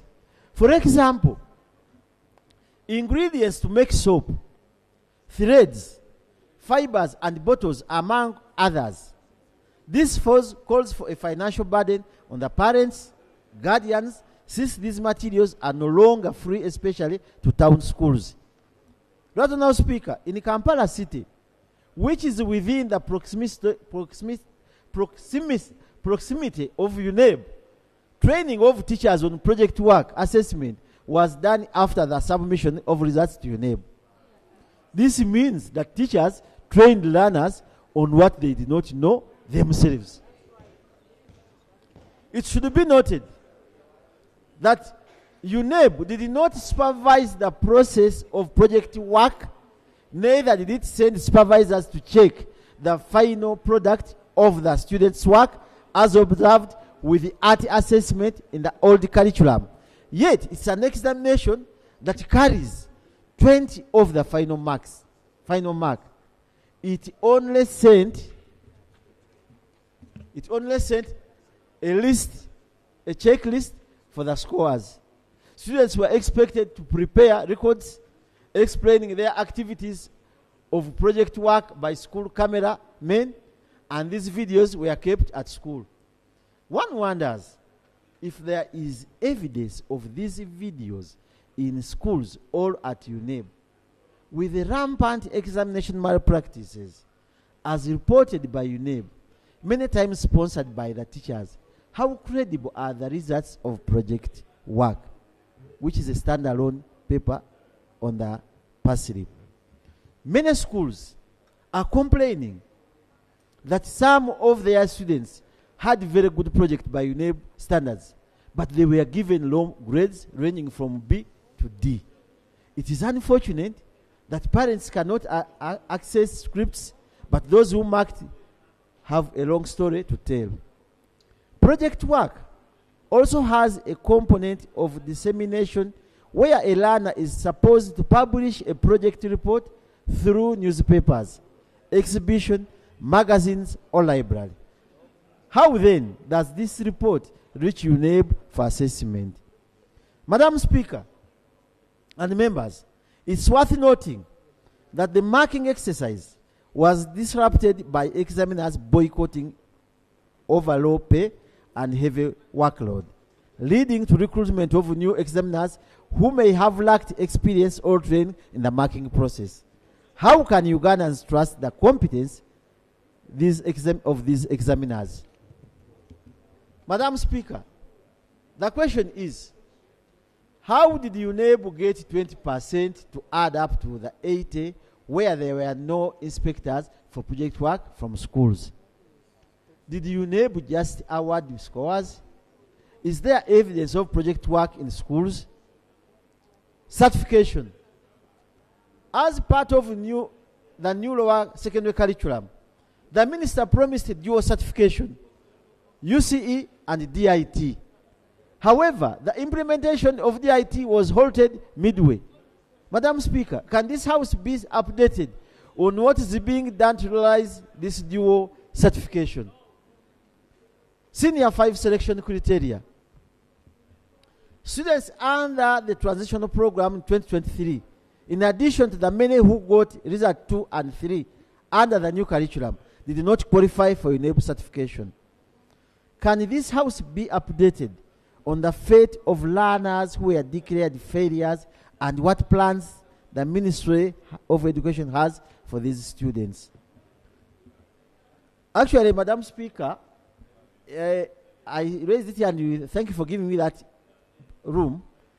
What is happening today, all our students who come from private schools, who got A's and had applied, for example, St. Mary's Kwechisubi, Namagunga, they have taken them, but St. Mary's and those, I'm giving examples, not particularly those particular schools, they have refused to give those young people the science courses they want, because these schools had their students in the O level they want to take. And as a result, these ones from private schools, they are going to run away after being sent there by selection. They will not, because they have refused to give them the courses they want. And that is for the ministry. That's another food for you. What are the recommendations from the shadow minister? Issues, we propose this. Government must prioritize teachers training and recruitment, particularly in languages like Kiswahili. There is no shortcut, and the teachers are there. Government should, with concern, invest in school infrastructure, including ICT and science laboratories. Madam Speaker, UNEB should supervise the assessment of the 20% awarded to learners as done in other subjects like French, music, and fine art. I did the music. UNEB came, and I had the externals came, I did the practicals before them, and I passed. Even in language, we had the same. In the conclusion, Madam Speaker, right now, Speaker, it is evident that the Ministry of Education and Sports has faced significant challenges in implementing the new lower secondary school curriculum, as reflected in the unexpected and surprising results of 2024 cohort. This will go a long way to see great improvement in the dissemination of the competence-based new lower secondary curriculum. I have attached the different annexures which informed this statement, and they are, I beg to lay. Let's lay.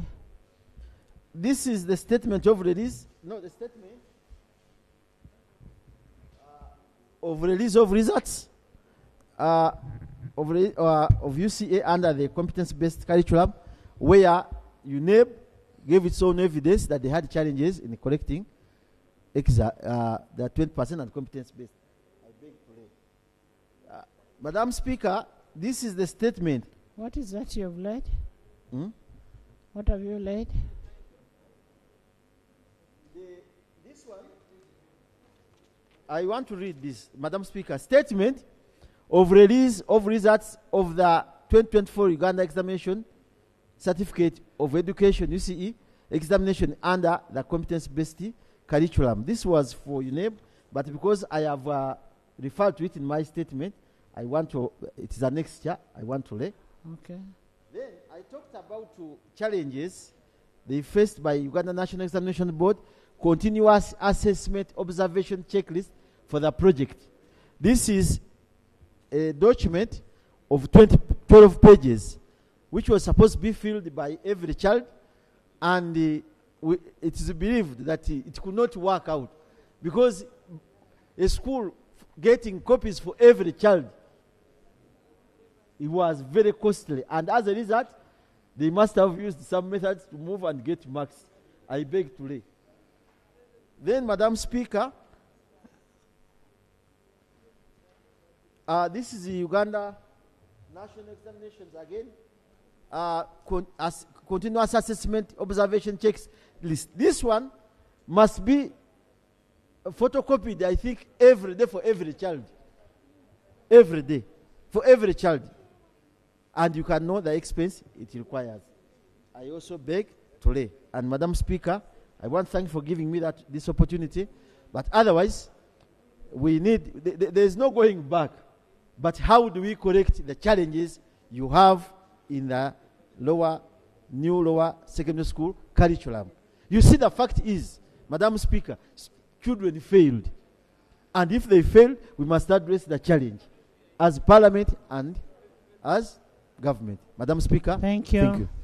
Thank you so much, Shadow.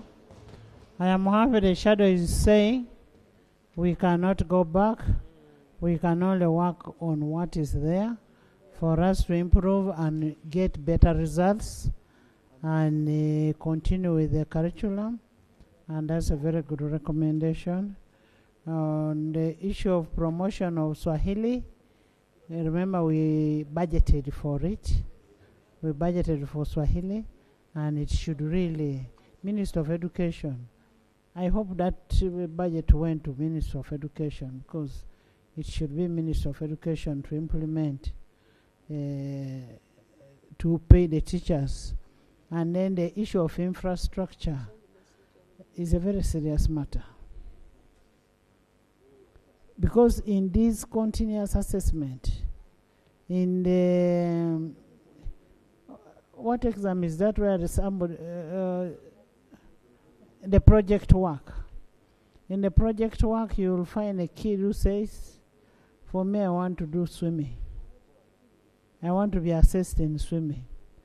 Now, the school does not have a swimming pool. What do you do?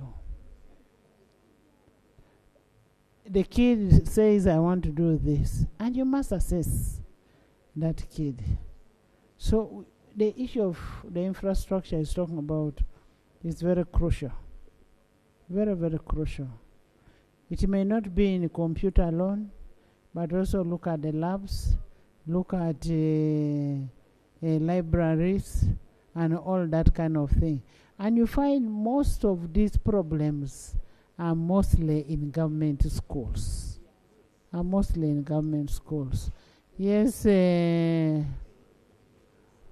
Obi.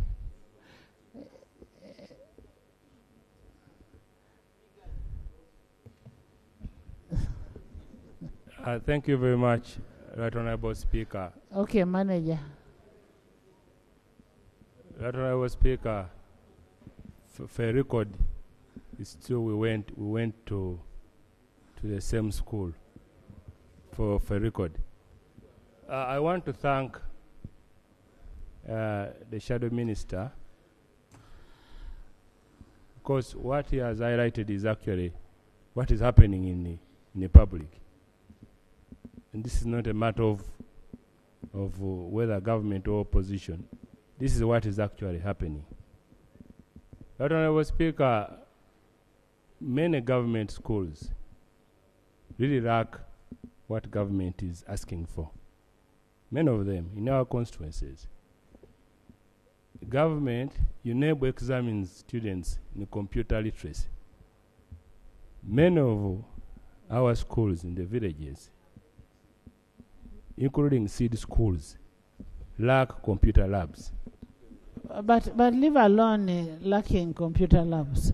Do they have power? That's where I'm coming. Those that have power lack computer labs. Those that don't have power lack both computer labs, computers, and actually the power. And these are examinable. These are examinable courses. I have a child in SMAC, and I found a parent who no longer desired and prayed for that her child should go to SMAC. And the reason she was giving on reporting it, and that's when she got to know that what she was looking for was not actually in SMAC. Because she wanted her child to go to Germany after senior 4, so that the child stays there, and she was planning a better life for. That's the on reporting day. That's when the school administration told her that no, we no longer teach German here, because we were instructed to select one language. So that's when the parent got to know. And after the child had already been admitted. So there are very many. But also there's the other issue of not granting a certificate to someone who has failed. Who has got a 2. Who has got a 2. Who Result actually, 2. Right Honorable Speaker, failure doesn't mean that you should not be. This is not a reward. This is an award. So the assumption is that when you fail, you don't get a certificate. The certificate is like a reward. No, this is an award that indeed you sat, and failed. And this is evidence that you failed. Otherwise, because there are somewhere where you ask, did you sit, there's a difference between did you sit senior 4 or did you pass senior 4? Those are two different things. So that student should have evidence that indeed he sat. That's why some parents think, and there's this illusion is in the public, that when you don't get a certificate, you have to go back to senior 1. That's the assumption in the public. No.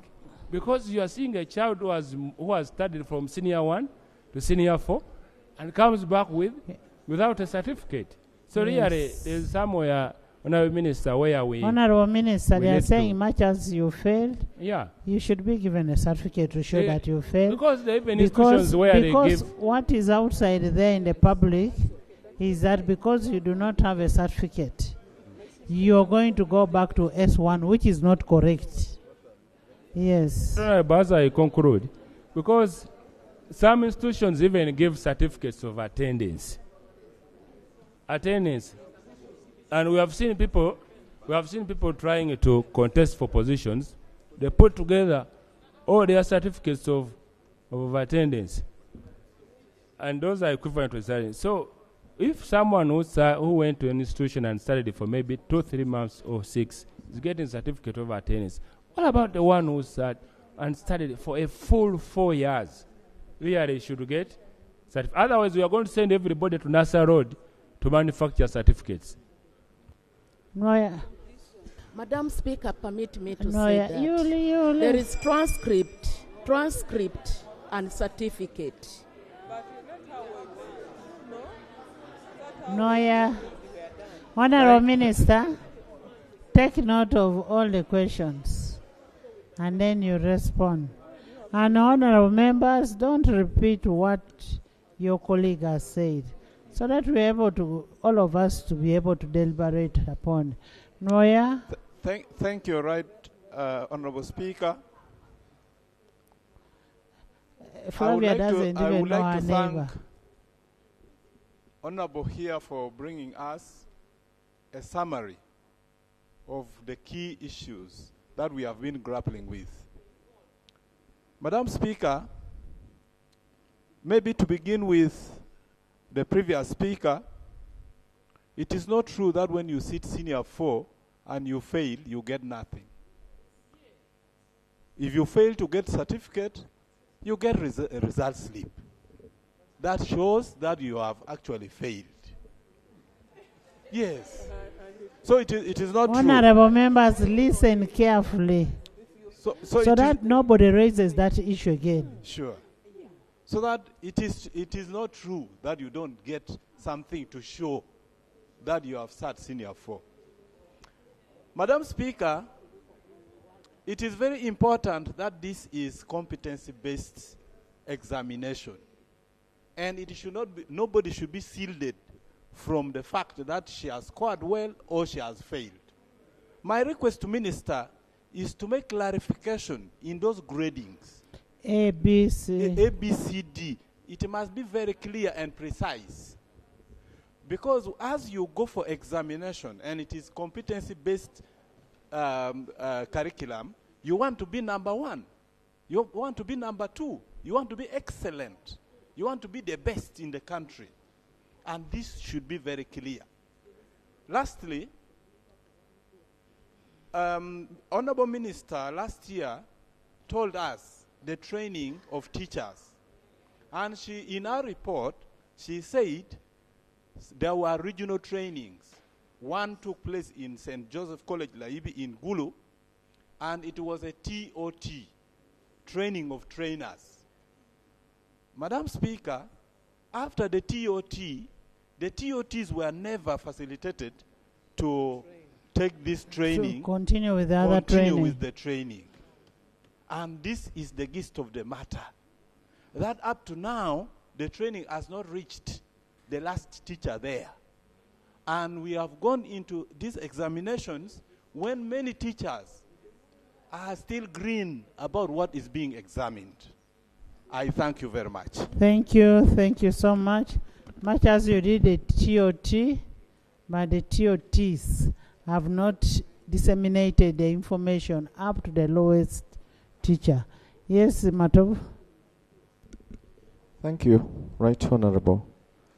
I also want to thank the Shadow Minister for the report. Actually, it captures everything.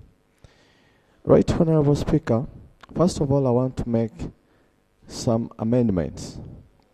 The State Minister for Education previously stated that at result 3 and 4, you will not qualify to get a certificate. But what he did not do is to say whether if somebody does not qualify to get a certificate, can he redo those particular subjects where he failed, then to qualify for a certificate. Is that what the minister said, that no, you do not qualify? Actually, yes.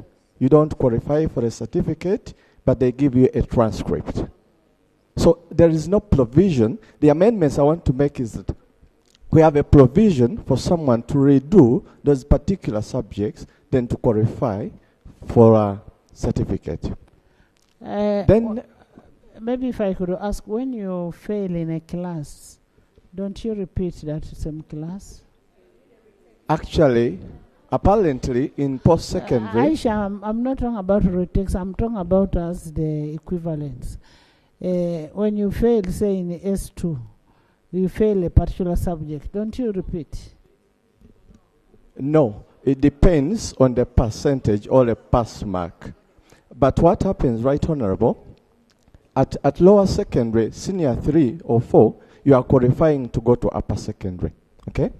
Now, if you fail that particular subject, you don't get, according to the minister, you don't get a certificate, okay? What he did not improvise, that you can redo what you failed to qualify at the end of it for a certificate. Okay. Then secondly, Right Honorable, I've seen and I've heard what you said, that we cannot go back since we have the competence-based curriculum already. But I worry that we might suffocate in between. Because I said you don't go to S1 the way it is portrayed outside there. What people understand out there, that if you start S4 and you go to back to S1, no. That is the misinformation that we are trying to say. That is not correct. That is that not should be corrected. That is not correct, Right Honorable Speaker. And then the issue that the study material for the competence-based curriculum is not in line with what all other schools have. I would hope that the minister would provide to the country what kind of material would be adequate or needed for the subjects to be conducted elsewhere. And then lastly, the last statement I want to make, Right Honorable, when you look at the grading, he made notion to A, B, C, D, E, and F. He said F is the failure. At E. It stops at E. I wanted us to amend and delete E and then have F. Because, why? Right Honorable Speaker, worldwide, in academics... Honorable members, let's not go into operational.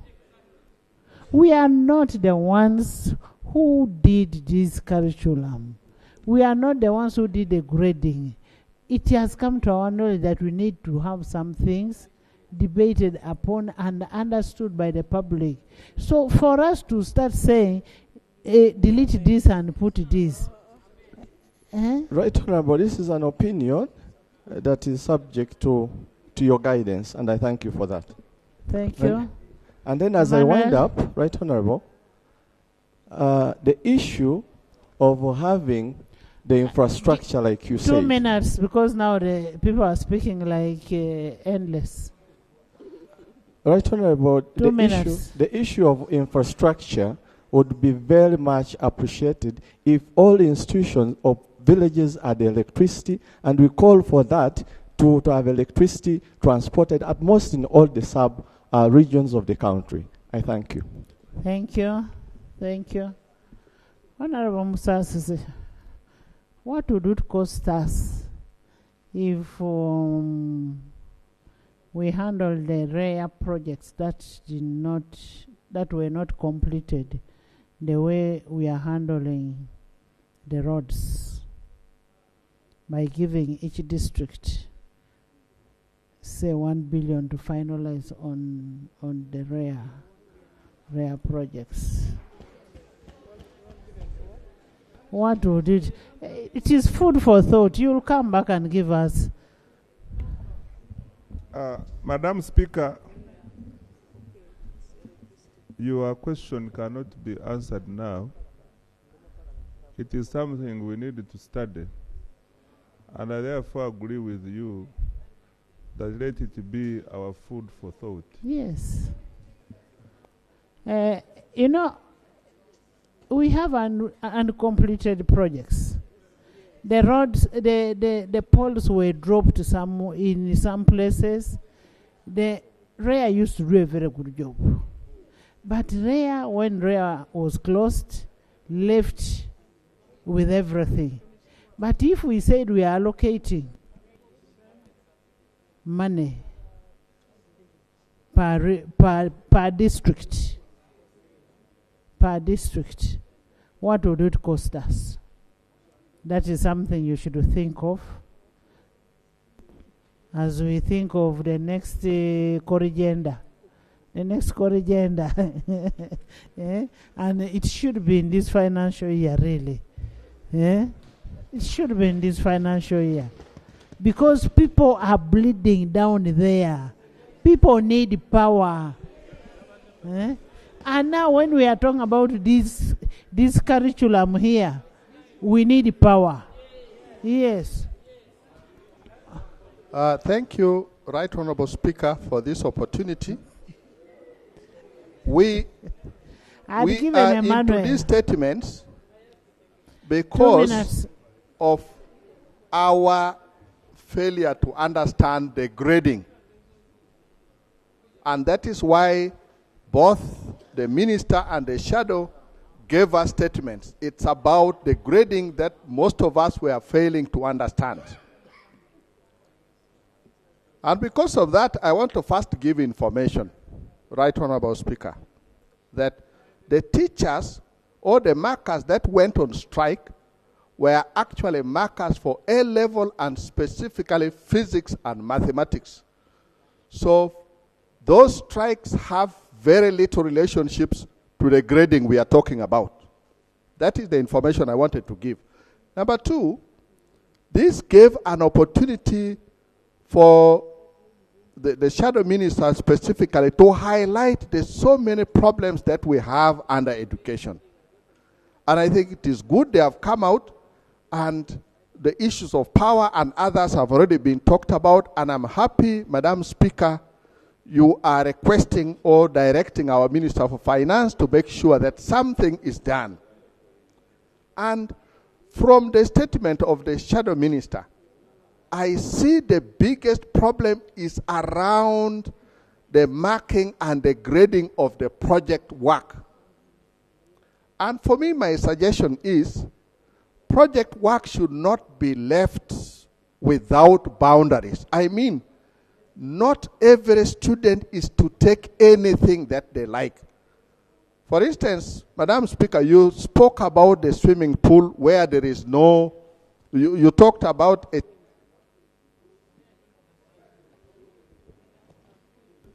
Madam Speaker, just a minute. Okay, Muse. Thank you, Madam Speaker. I was saying, for me, I would suggest that the issues around project work should be the areas that are in the normal skills training. We don't bring things which are outside the normal skills training. And finally, Madam Speaker, I realize that this competency-based curriculum, we shouldn't have started it at O level. We should have actually started from primary, and it grows upwards. That is my suggestion. Thank you. Thank you, Aisha.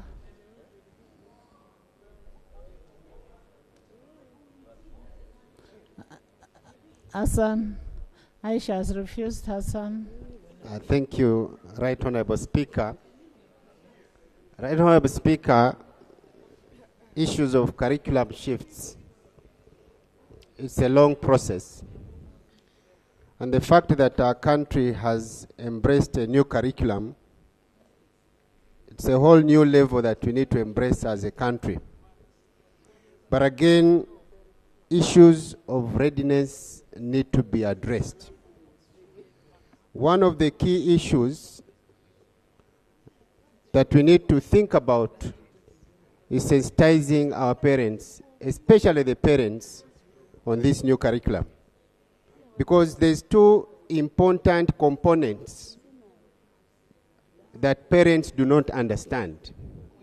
Curriculum is based on assessment, and assessment has two components, which is assessment for learning and assessment for results. Our parents are more inclined in knowing the marks and how their students or their children have performed at schools.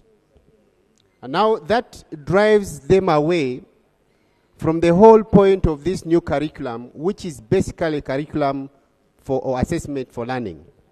So the more we focus on explaining these things, especially through our schools, and the knowledge gets to our parents, it will enable this new curriculum process to go on. But Right Honorable Speaker, readiness of this new curriculum is of paramount importance, because we have already seen that most of the schools have been challenged in terms of materials used at schools. Some of the schools, especially rural schools, do not have access.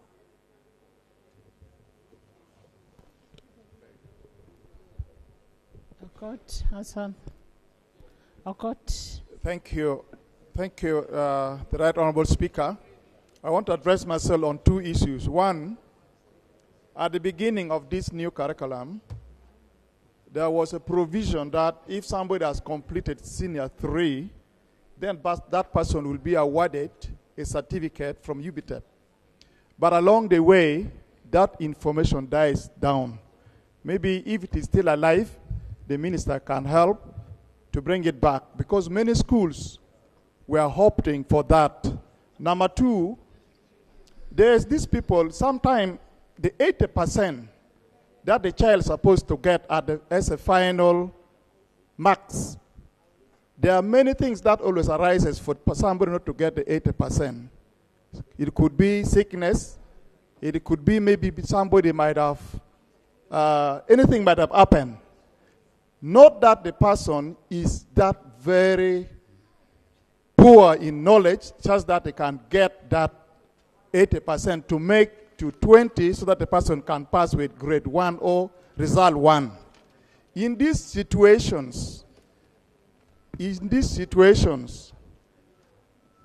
provision for repeating has not been indicated, it is completely silent. Maybe the ministry should have this process evaluation to be dynamic, because not all our children or our students are that they may not get the required pass mark. Somebody may still be wishing to go beyond the level of Senior 4, but due to sickness and whatever thing that may not allow the person to sit and acquire.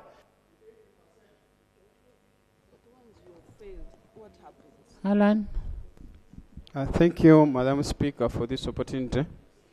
Madam Speaker, I wanted clarification from the Minister.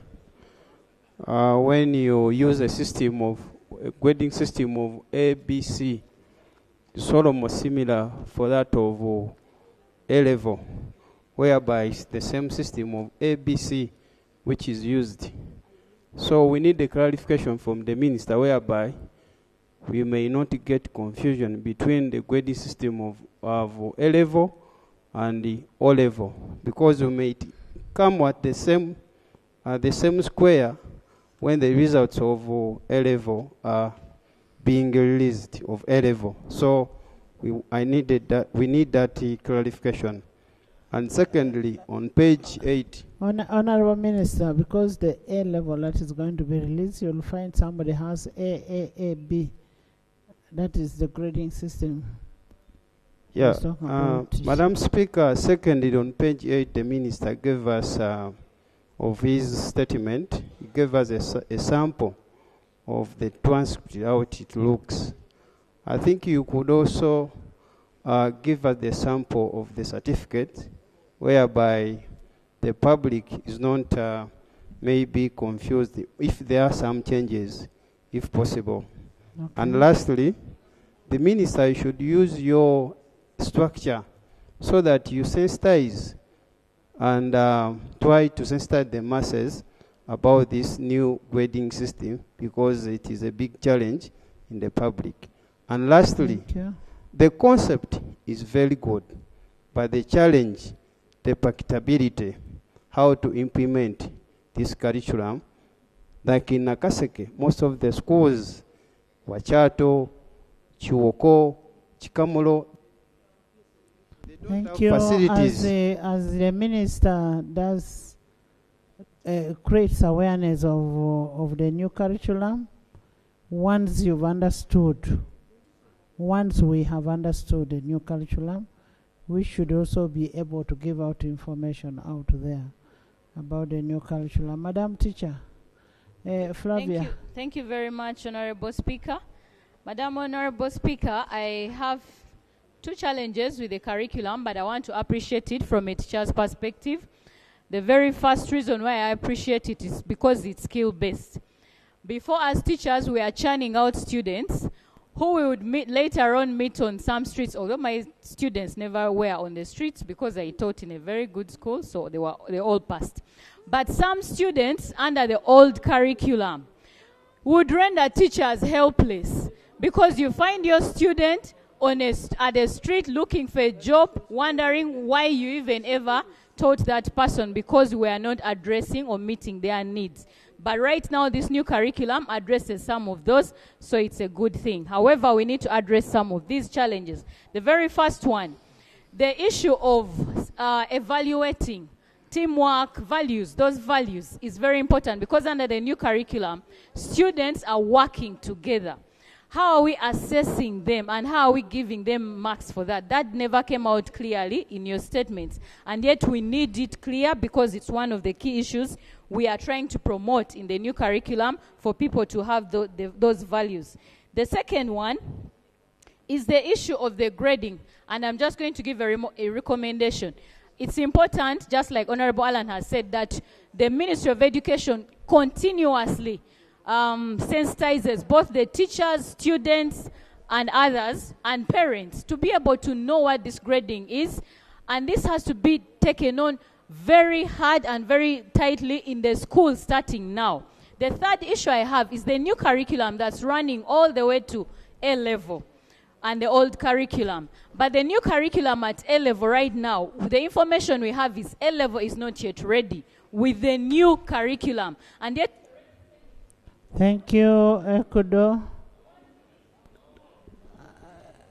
Thank you.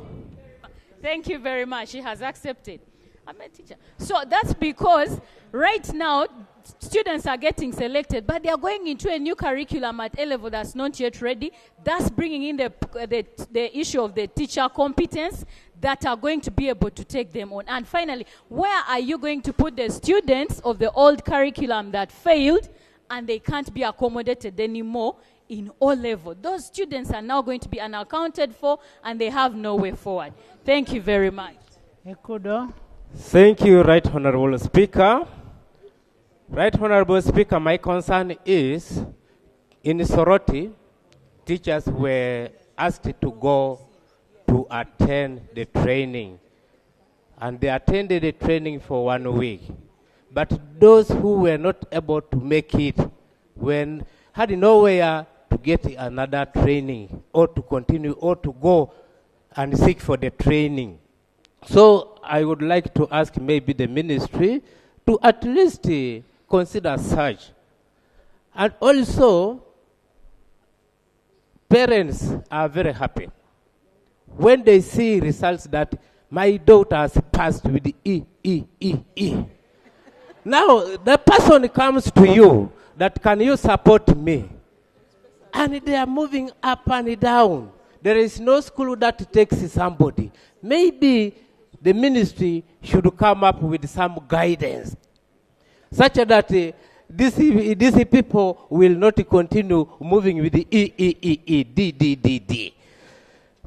Right, Honorable Speaker, the other thing I would like to say is that the schools that have performed well are embracing the program, the new curriculum. Like Ave Maria High School in Igweri, all the children they all passed.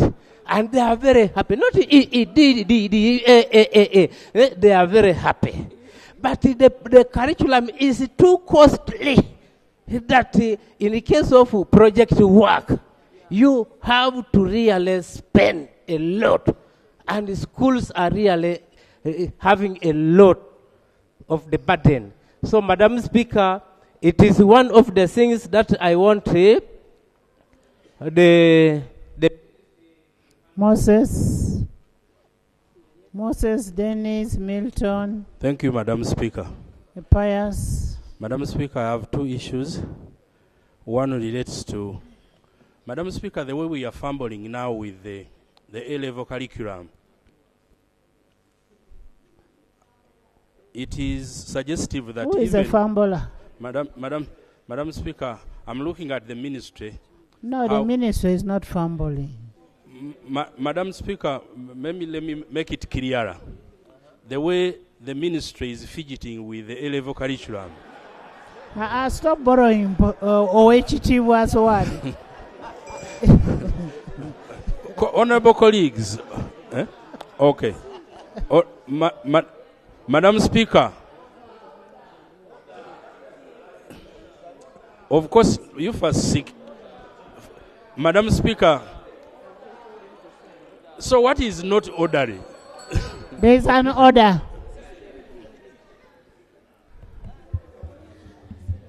Madam Speaker,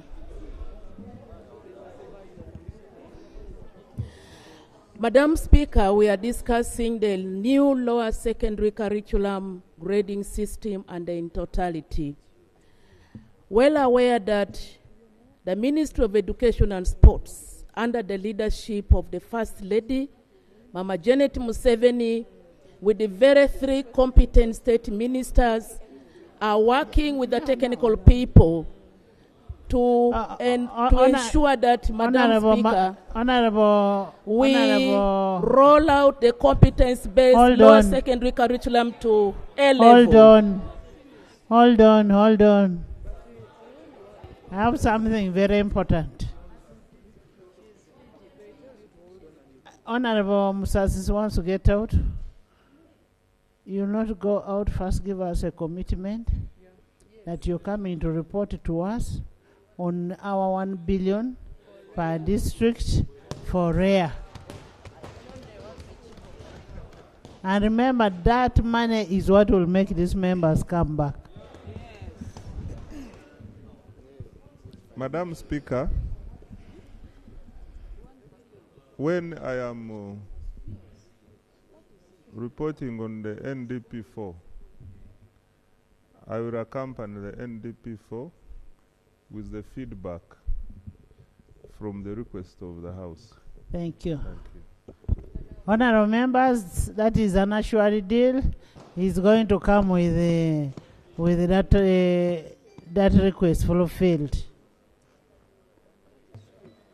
Madam Speaker, Yes. Thank you. I want to inform this House that the Ministry of Education, we brought a statement informing this House and informing the public that we are working on ensuring that the lower new competence-based curriculum is aligned to the A-level competence-based curriculum. And this has been time and again communicated. Honorable Minister, you're responding. Right, Honorable Speaker, is my brother a very good friend in order to say that the Ministry of Education is fidgeting with the A-level curriculum? Isn't that an insult? And is he in order? And I request he withdraws that statement. Moses, that is really Madam Speaker. below the belt. Madam Speaker, I apologize and withdraw that statement. But what I wanted to make clear is the unreadiness of the Ministry of Education to adopt the graduates. It is.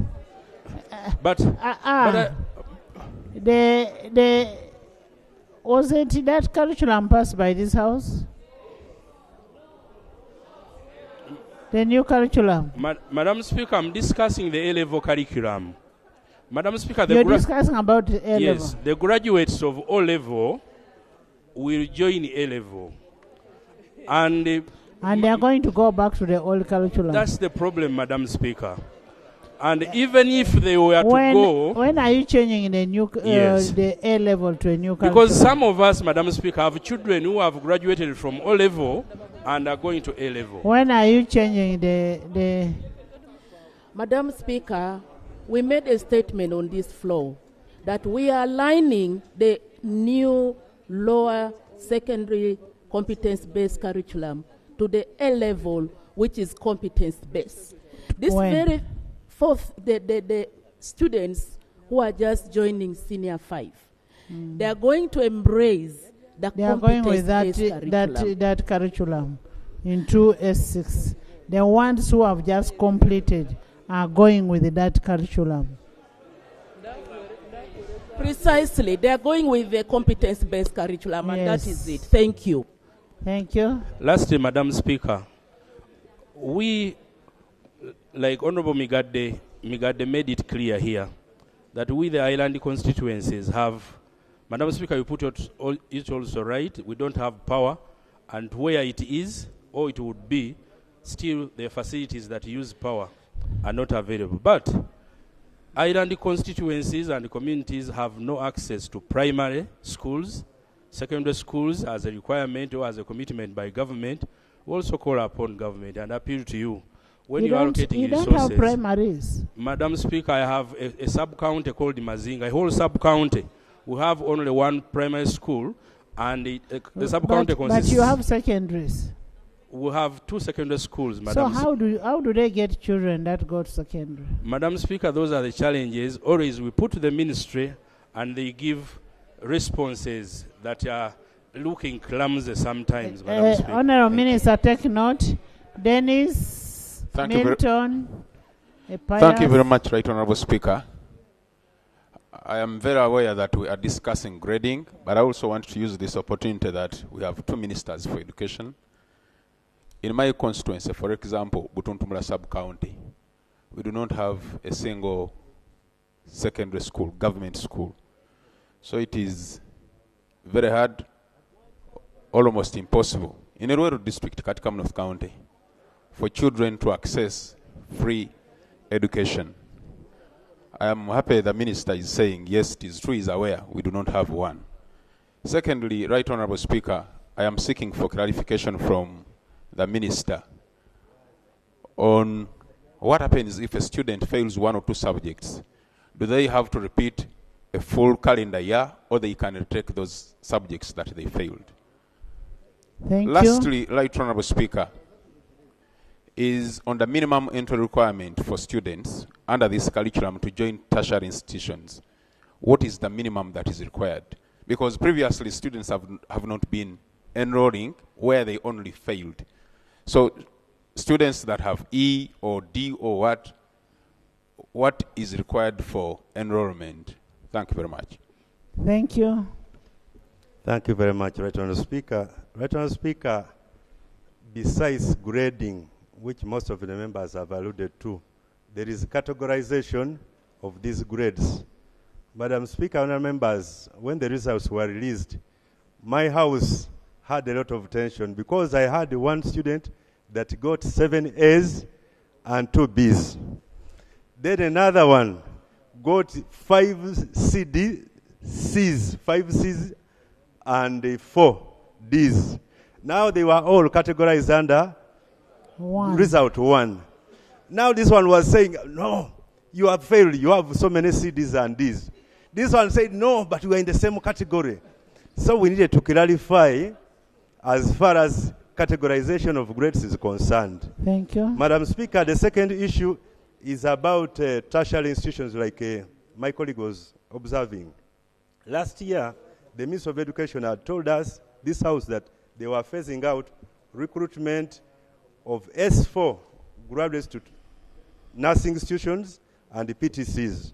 They said there will be senior 6 graduates that will be enrolling for these tertiary institutions. As we talk, schools are already announcing for this recruitment, but the government has not come out to tell people whether they have dropped the other earlier position of saying no more recruitment of senior 4 graduates, it should be senior 6. We should come out clear and tell the country so that we live from a point of knowledge and information. I thank you. Thank you, Jennifer.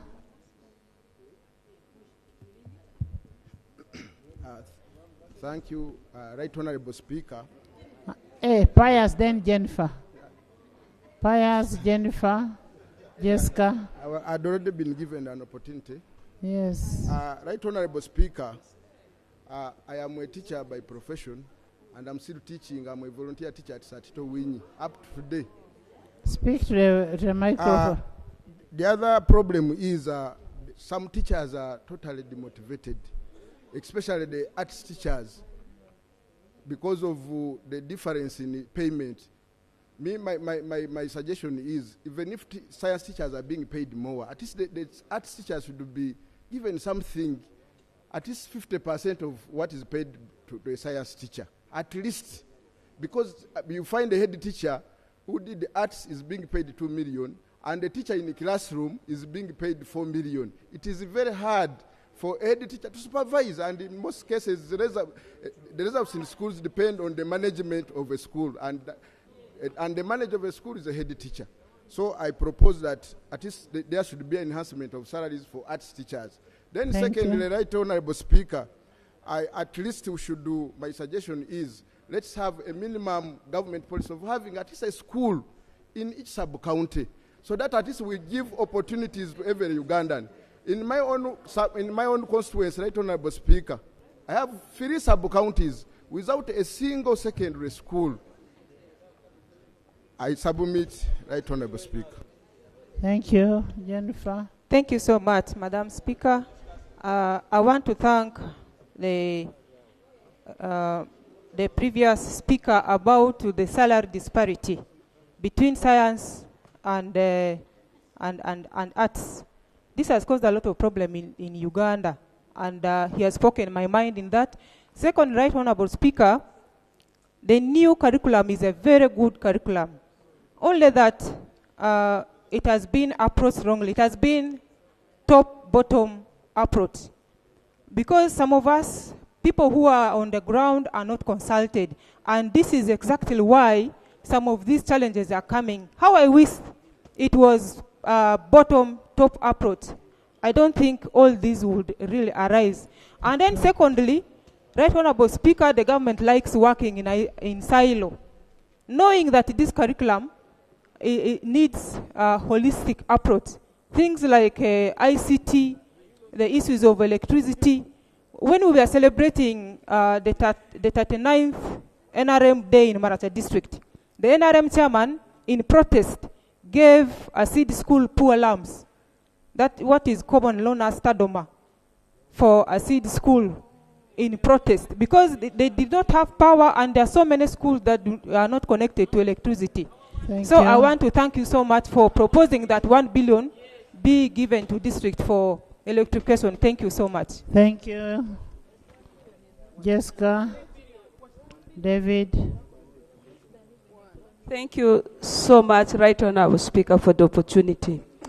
I want to thank government for this new curriculum. It is what is going to empower our children, our community to become more self-reliant than what we used to do. However, Right Honorable Speaker and colleagues, I am a teacher by profession. I would have loved that we started this thing from primary so that we keep building on. When you are advancing, it means you are building on what you have learned. Therefore, I am recommending that if government can take this, let's reconsider starting this thing from primary. To Right Honorable Speaker and colleagues, I propose that we budget for more money, especially for the practical aspect. If we don't do that, that means we shall fail in implementing this curriculum, because what differentiates this new curriculum from the old one is the practical aspect. And lastly, Right Honorable Speaker, the issue of the infrastructure development, which was presented by the opposition, the shadow minister, this also calls for more money. For example, I have schools which are grass-thatched houses. Therefore, I cannot even talk about electricity if it is grass-thatched, where learners are. What will you expect? Therefore, I think the policy that in all the parishes we should have a primary school, government-aided primary school, that should be taken up seriously. Thank you. Daudi Thank you, Madam Speaker. Madam Speaker, I have 3 issues to raise. Number 1, I wanted to ask the Minister to avail us with the plan. How do the ministry intends to have a plan for capacity building for the teachers? This one must be very clear. And then number 2, Madam Speaker, I also would ask the ministry to come out with a comprehensive report of the number of schools without power, number of schools without the library. If they can avail us with all those detailed reports, and then the detailed reports will accompany with the plan.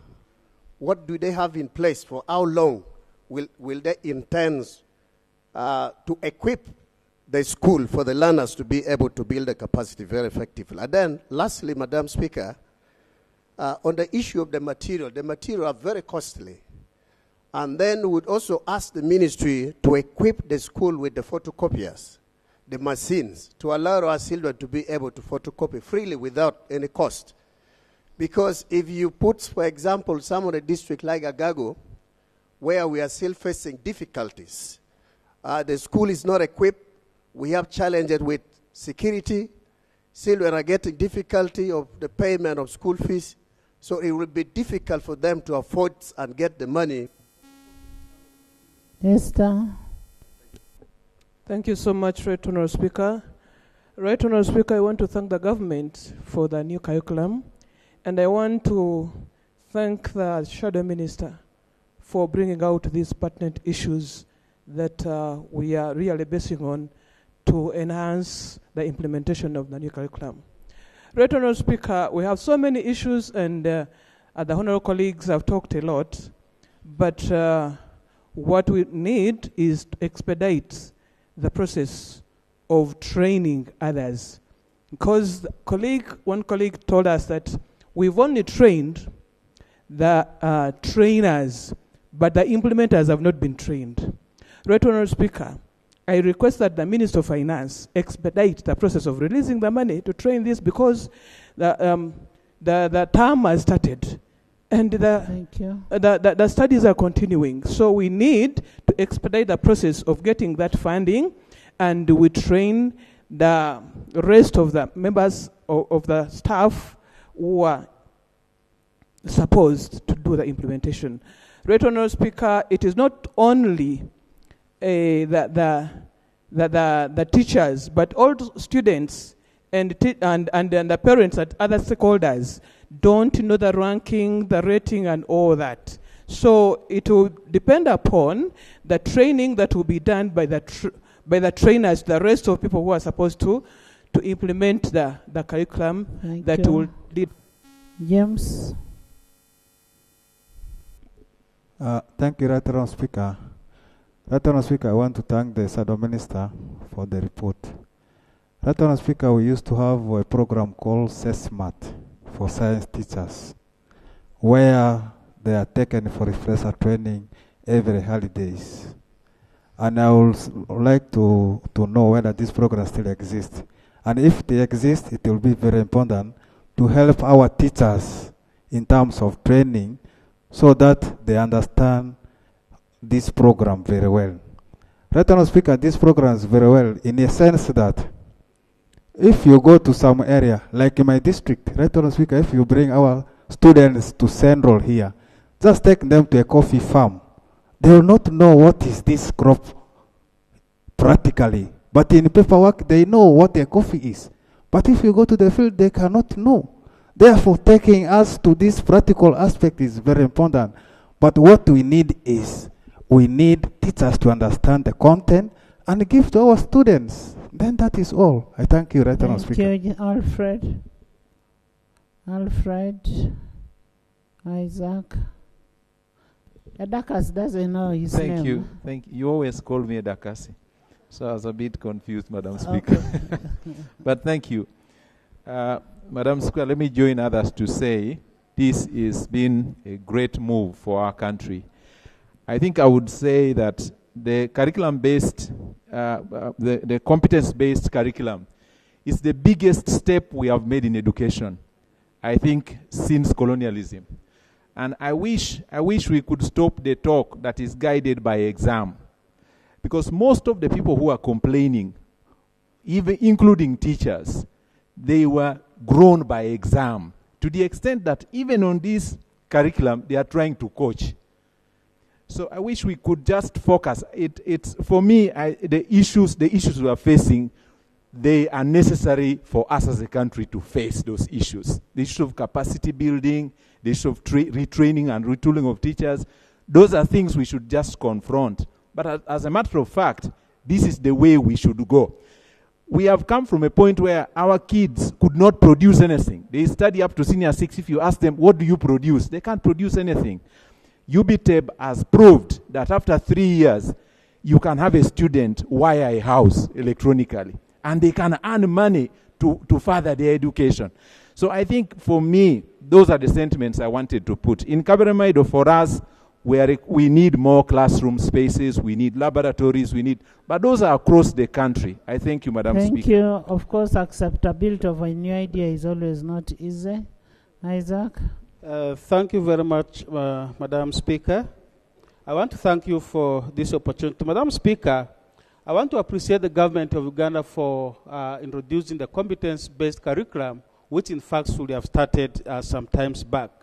Madam Speaker, I want to appreciate all the other colleagues, but I want to recommend that the cumulative assessment forms, the 12-page forms which were led by Honorable Seungu, to be provided by the government.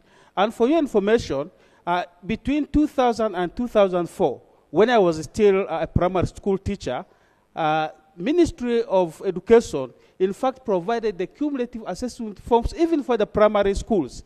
And for your information, this curriculum had in fact started in primary schools. I taught in primary for 20 years. And the curriculum had started, only that there was inconsistency. So I think if that can be done, it will reduce the cost of the curriculum. Secondly, the issue of staffing gap. If we are to really implement this curriculum, we really need to address the staffing gap in all the schools. For example, Madiokolo district, the ministers are aware, operates at 18%. In fact, it is the district with the lowest teachers in this country.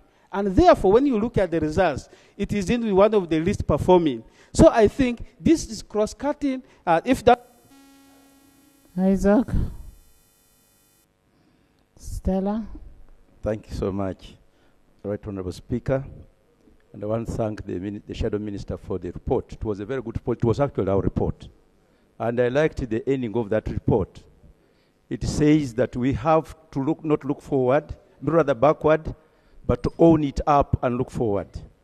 I think it was long overdue to adopt this curriculum of competence test, other than going in for the results.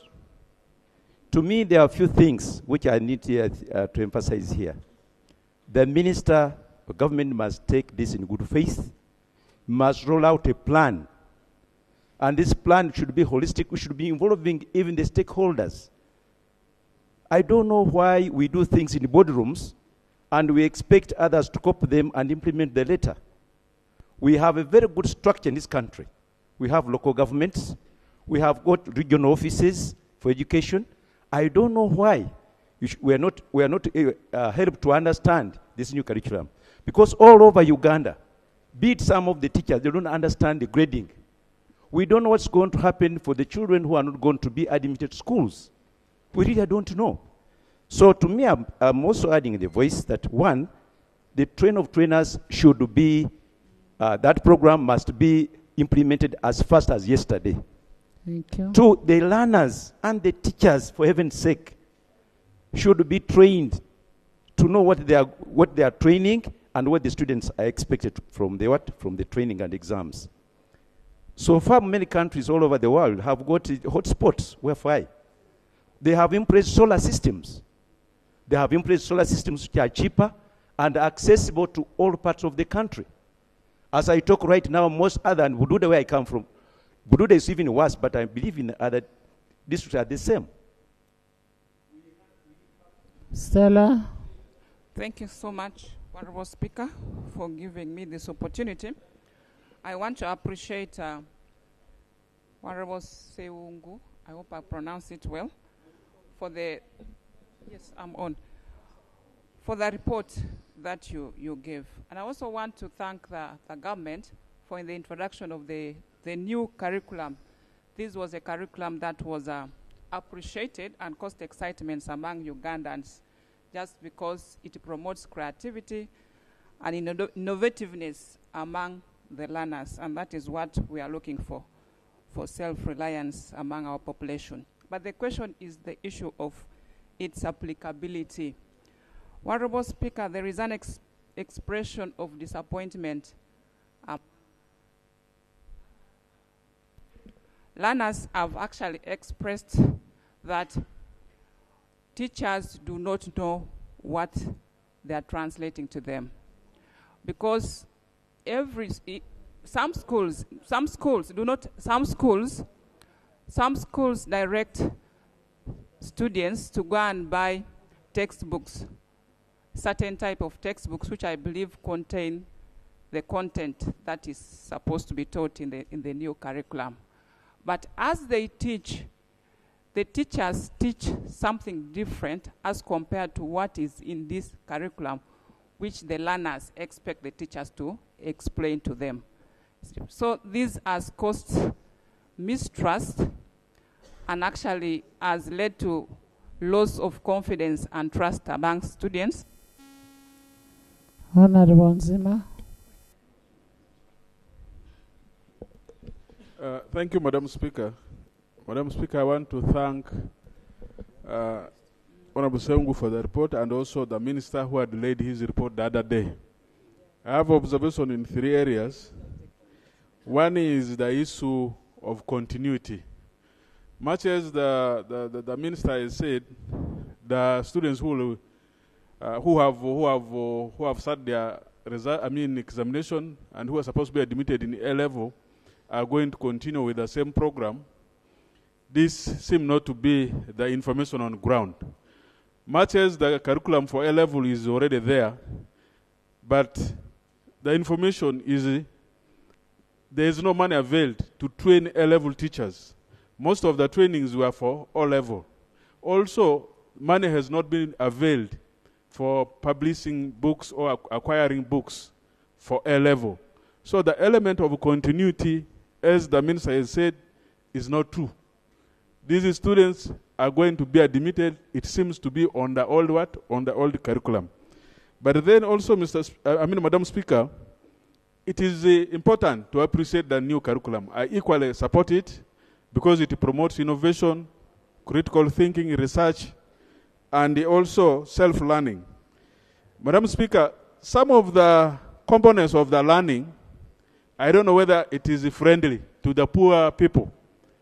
For example, one of the observations by Honorable Seungu that learners are supposed to publicize their project work in the media, on these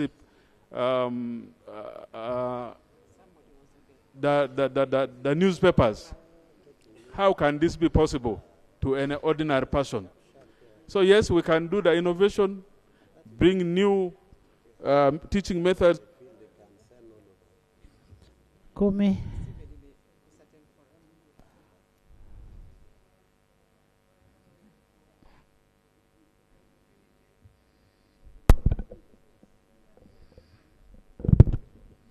Thank you so much for the opportunity, Right Honorable. I appreciate the Minister and the Shadow Minister for the reports. Madam Speaker, one, I want to actually challenge the Ministry of Education and Sports to engage with the Ministry of Energy. As a member of Environment and Natural Resources Committee, last week we were engaged on a new program, that is UECCC, that is the Uganda Electricity Capitalization Credit Company.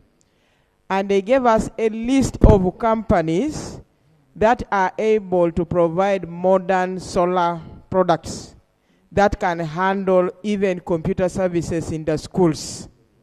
If the ministry does that, it would now remain a task to Parliament to see that we allocate more money under under USE, so that some solar panels can be bought as we wait a completion of the electrification. Madam Speaker, on grading, I want to challenge the Minister in the forthcoming certificates. Let there be interpretation for the results. Because in O level right now, E is a fail. But in A level, E is a pass. So that's why I support the colleague that the parents are not able to interpret the grades and know which one is a pass and which one is a fail. How does the new curriculum cater for children who miss coursework? Madam Speaker, especially in the private schools, they send fees defaulters away. They can send them away then for, okay. They can send them away for the whole month, 2 months. When they return, it finds them when they have no results for the coursework, and yet these results contribute to the overall grade.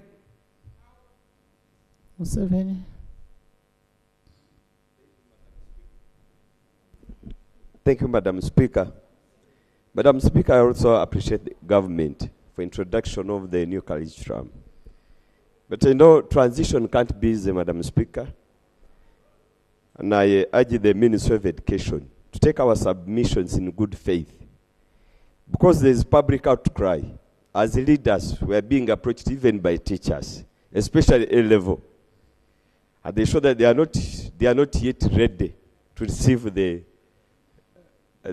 senior 5 students, to take them on. So when you are submitting here, Madam Speaker, we are alerting the Ministry of Education. We appreciate the new curriculum. But the ministry should put more effort to see that we transit, because we are on the future of this country. These children, they are the ones to be here tomorrow after us, but we are supposed to prepare them and prepare for them. The ministry, really, I appreciate the Shadow Minister for the report. I'm from this side, but we take it in good faith. And even the ministry should take it in good faith, so that we can get a solution, a better solution for this country. Thank you, Madam Speaker. We need to work together for the good of this country. Alebtong, Donald, Education, Nathan. Thank you. Cuthbert. Thank you, Right Honourable Speaker.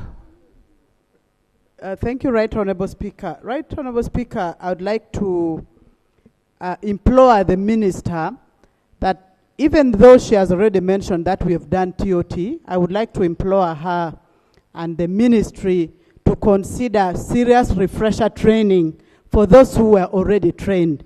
I already have information that most of the schools who were trained, those in the rural areas and those within Kampala and areas around Kampala, have been doing their grading in a different way. Whereas UNEB and the National Curriculum Development Center at the end came up with a new grading system, that one which is ranging from A up to E. Schools have been using the marks range, which is 2.5 to 3.0. That is for outstanding. And then 1.5 to 2.49, considering it as moderate. That is totally different from what came out with UNEB, and that's why all over the country, parents and students themselves were also shocked to see a different grading system. I implore the ministry, please help to do a refresher training even for those schools and those teachers who are already trained in this new curriculum. Otherwise, it is a very good thing. We welcome it as a country. Thank you. Thank you. Right Honorable Speaker, I will start from where my sister from Aleptong has stopped. Right Honorable Speaker, when you see the confusion at UNEB and the surprise the students got when they got UNEB results, it shows to us that even at stakeholder level, we are not yet mobilized for this new curriculum. Right Honorable Speaker, my submission regards the competition within students. Right Honorable Speaker, the targets our students set at all level is what motivates them to read very hard, Right Honorable Speaker. Initially, students would set to get maybe 8 in 8. Those are distinction 1, 1, 1, 1. And those who fail would get 9, 9, 9. We call them kadenges. But in the current grading, Right Honorable Speaker, it is very difficult for the ordinary Ugandan in the rural area to celebrate whether the student has passed or not. My colleague, Honorable Milton, hinted on it.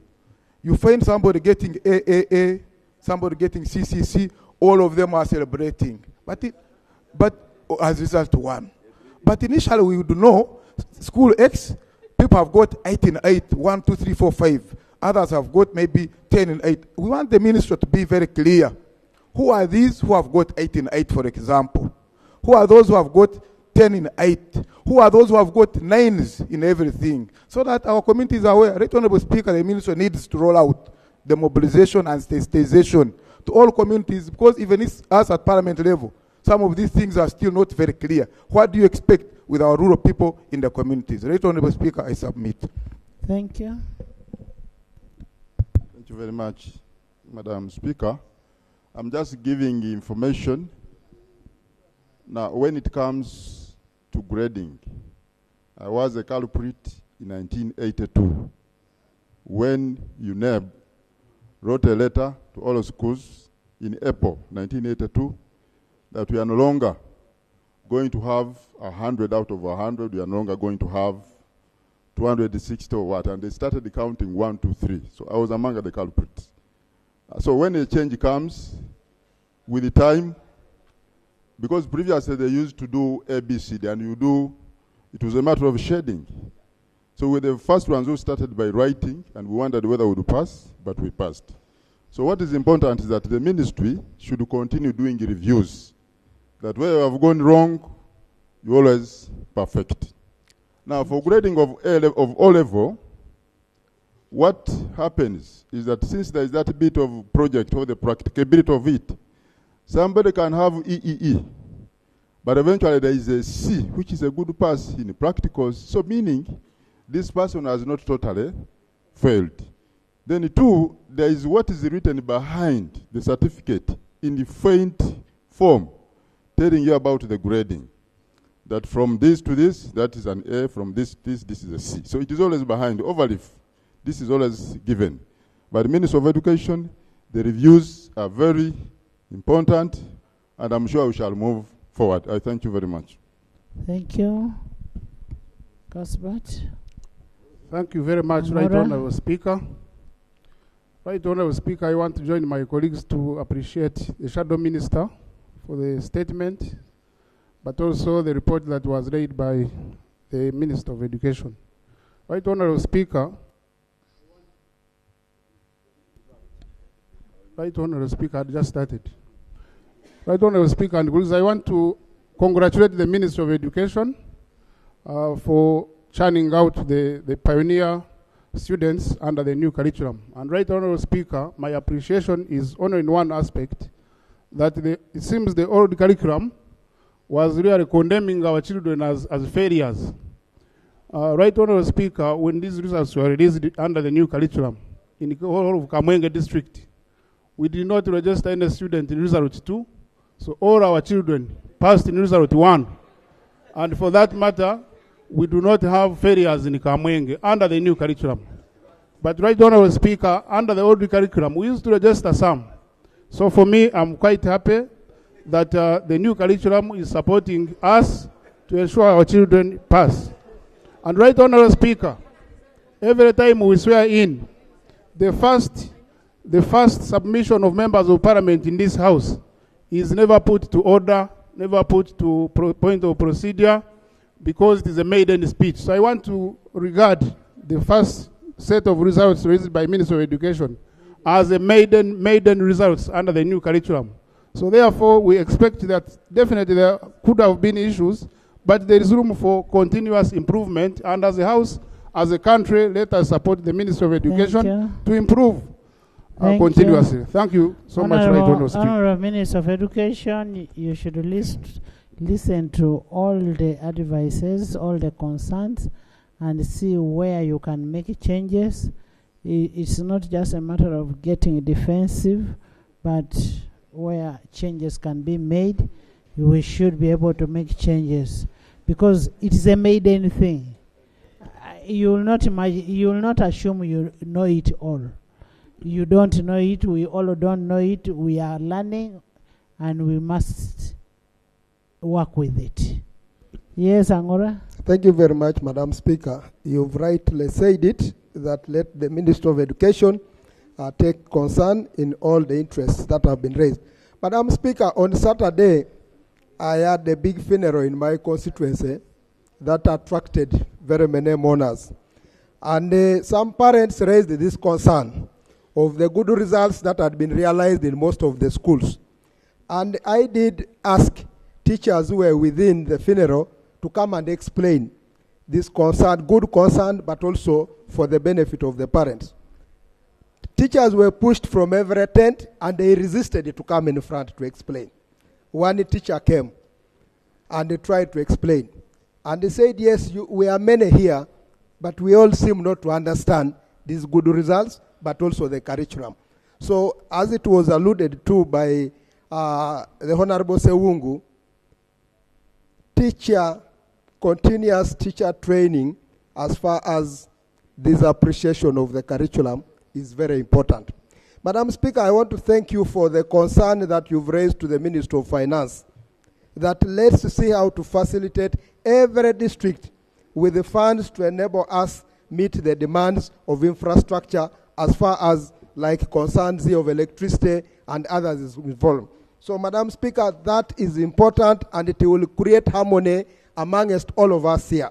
Not only electricity, but also education facilities like classroom blocks, also health. It should cut across. If we give a uniform quota to every district, and we also instruct the district to divide those resources per constituency, we shall balance up the country, and we shall see services reach everywhere. So, and also lastly, Madam Speaker, parents are key stakeholders in this. Children come from... Robina, Lawrence.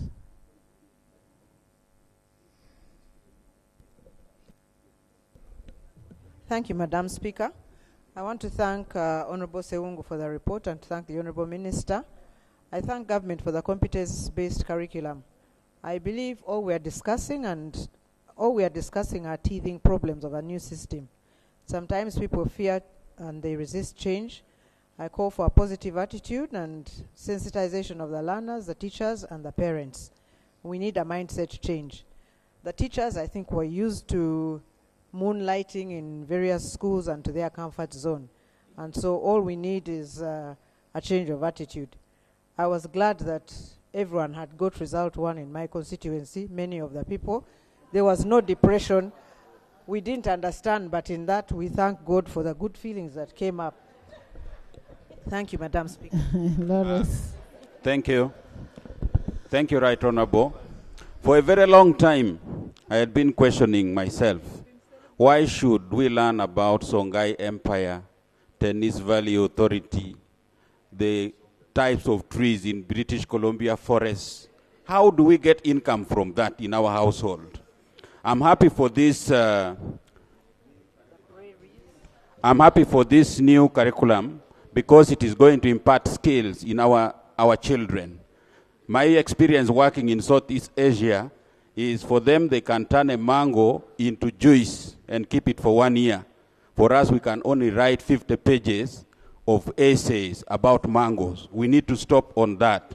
On the project work,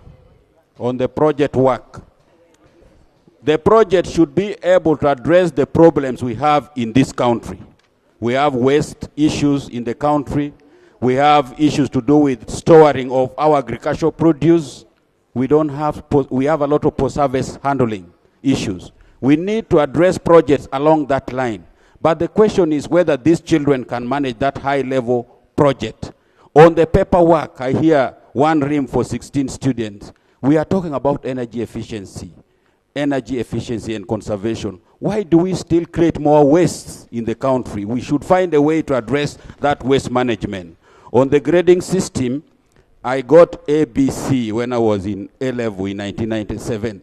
I thought that system could have moved like that throughout so that we understand it the way we understood A-level.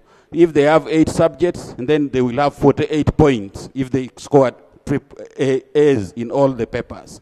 But that leave aside, we need to address the challenges around this curriculum. It is a good thing that will power the economy of this country. And we address the issue of infrastructure. Thank Sarah, Mapendusi, Goretti, Ethel. Thank you, Right Honorable Speaker. Right Honorable Speaker,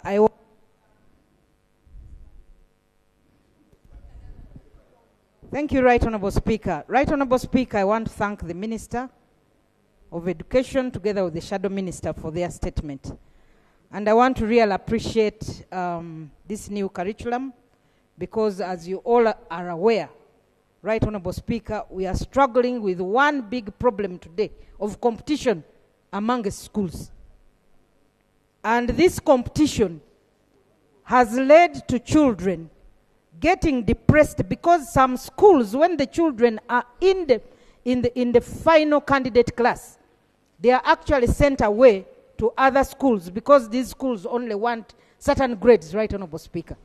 So we must appreciate, but we need to deal with the challenge of the A's, because I saw even in trying to, pick the students who are going to A-level, some schools zeroed on only A's. We need to stop that, Right Honorable Speaker.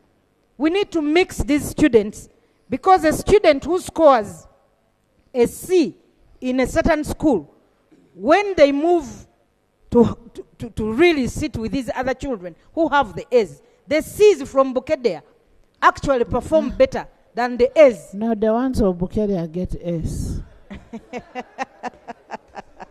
No, I am speaking, Right Honorable Speaker, simply trying to explain that those children that we see getting C's may actually be better than those who are getting A's, because sometimes the children with A's are merely coached to pass exams. So, Right Honorable Speaker, I want to appreciate this new curriculum because it is opening the minds of the children in doing research and innovation. But my biggest problem, Right Honorable Speaker, and I think what Honorable Sarah is saying is really correct. Having lectured in the university, you find students who come with A's in A-level, A, are the ones who get retakes. They are the ones who get past degrees. They get retakes, they get past degrees, and you wonder, how did they get the A's? How did they pass very well at that time? Thank you, Right Honorable Speaker. So we need to actually educate the population, not on the A's and B's, but tell them that a child who has gotten result 1, result 2, result 1 has passed. That's what we need to tell them. Otherwise, we'll end up with another challenge. And the increasing suicide, Right Honorable Speaker, is another issue. Parents are moving their children from certain schools, taking them to other schools because they believe they need to get A's. If they moved to SETA, if they moved to Bukedea SS, if they moved to get Why those... are you talking about? Why can't you talk about Tororo? Why don't you talk about TGS? So, Right Honorable Speaker, I am only giving examples. But thank God that Bukedea is one of them. But the other issue, Right Honorable Speaker, is the children who have failed. 6,974 is a big number. Can the ministry, can government tell us what they plan to do for these students? That's a huge number of people going to sit in the villages. They have failed. What next? Can we see how to empower them to do maybe the skilling? Right Honorable Speaker. We have vocational schools. Are they eligible to actually enroll in these vocational schools? So these are things that we need to actually know, Right Honorable Speaker. So, Right Honorable Speaker, I thank the ministry, but I also plead. Schools, community schools are struggling with coding, Right Honorable Speaker. They apply to the ministry to be coded. You find in a community there is no government school, but the community has actually come up and put up a school. And they struggle with the coding. So can I plead and request all the ministers have gone out? No, the Minister of Local Government is... Okay. Right Honorable Speaker, can I plead for these schools that the Ministry of Education does not sit on these requests but codes the schools in time. Thank you, Right Honorable Speaker. Right Honorable Speaker, thank you for the opportunity. Honorable Speaker, in December last year, 2 of the students who are beneficiaries of our foundation, Mapinduzi Foundation, approached me with very interesting request. One of them needed a simple machine for making ice cream, and another one needed a machine for making concentrates from tamarind. And when I asked them where they learned this from, they said they learned it from school. And there are many stories that you learn from the students, and this is coming from the curriculum that is currently being implemented. And so it's a very commendable step that the Ministry of Education and government has taken. But Right Honorable Speaker, new changes come with new responsibilities.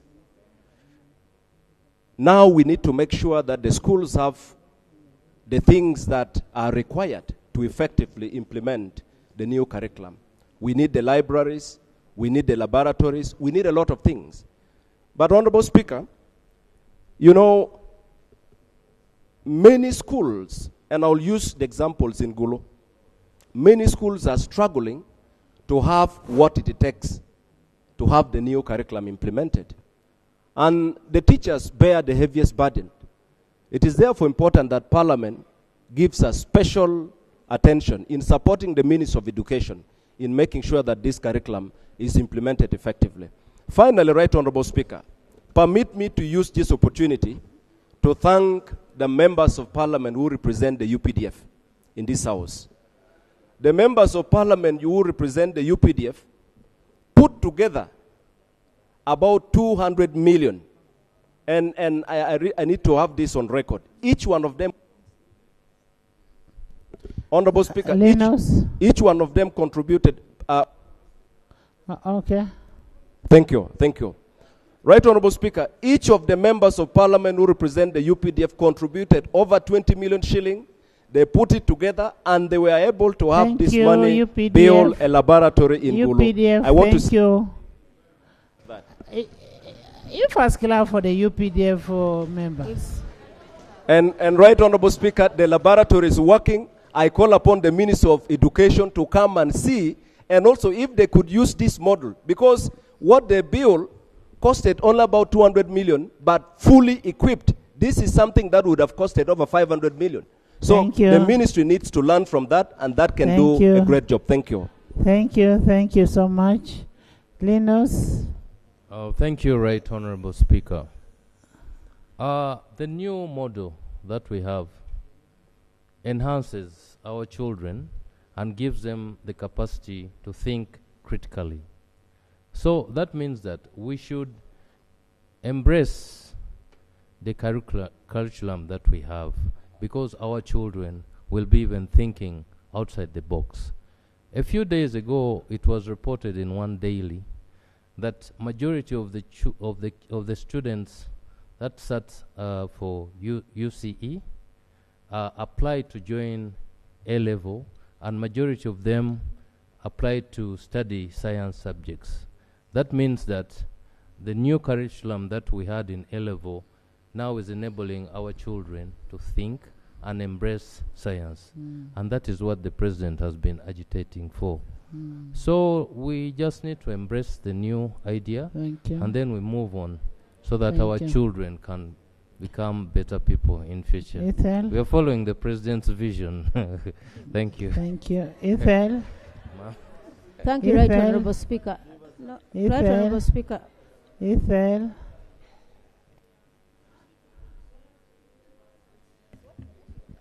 Thank you so much, Right Honorable Speaker. Right Honorable Speaker, we really appreciate the Ministry of Education for this competence-based curriculum.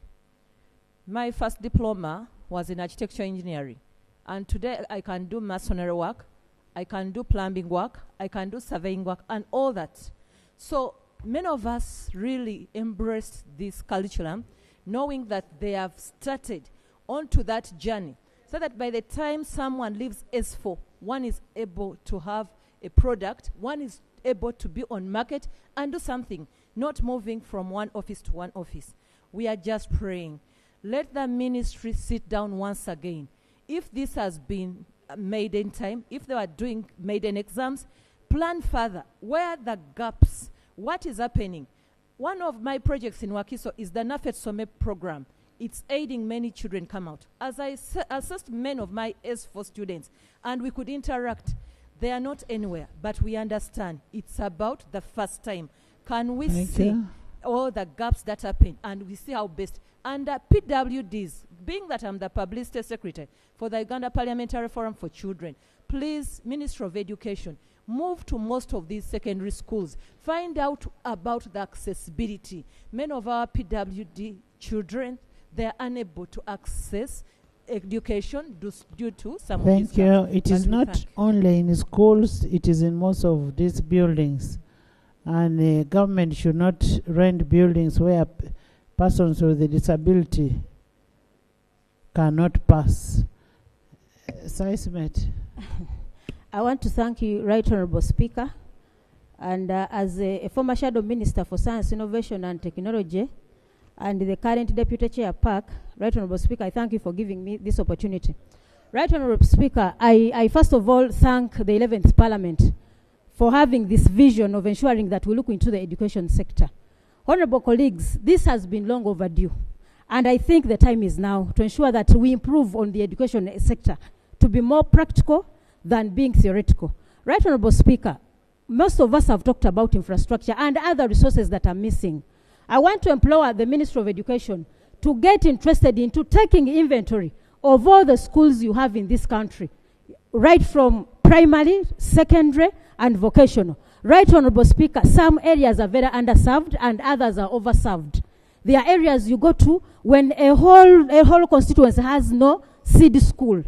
Others are overserved. Even there are those secondary schools, there are those primary schools that are not of the standard of government, very far below standard. Can we take inventory and leave out some of those schools that were politically pressed? Because we are looking for resources. Honorable colleagues, if you look at the financial year 22-23, the report for the Auditor General for the Ministry of Education, their budget was slashed by half, from 600 billion to 300 billion. The ministry itself is very constrained. We are looking for resources, but we need to look for ways of ensuring that the ministry itself is enhanced financially. Right Honorable Speaker, we need to look at the issue of budgeting and prioritization. Otherwise, we talk about the 1 billion, where are you going to get it? When we look into the budget, we scatter resources anyhow. So I implore us to... Speaker.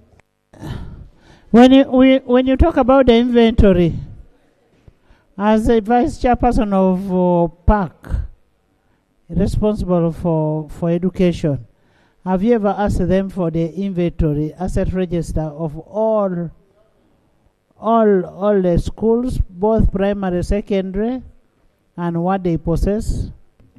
Right, Honorable Speaker, we did this. And we also told the Committee for Education to also pick interest because it is the sectoral committee in charge.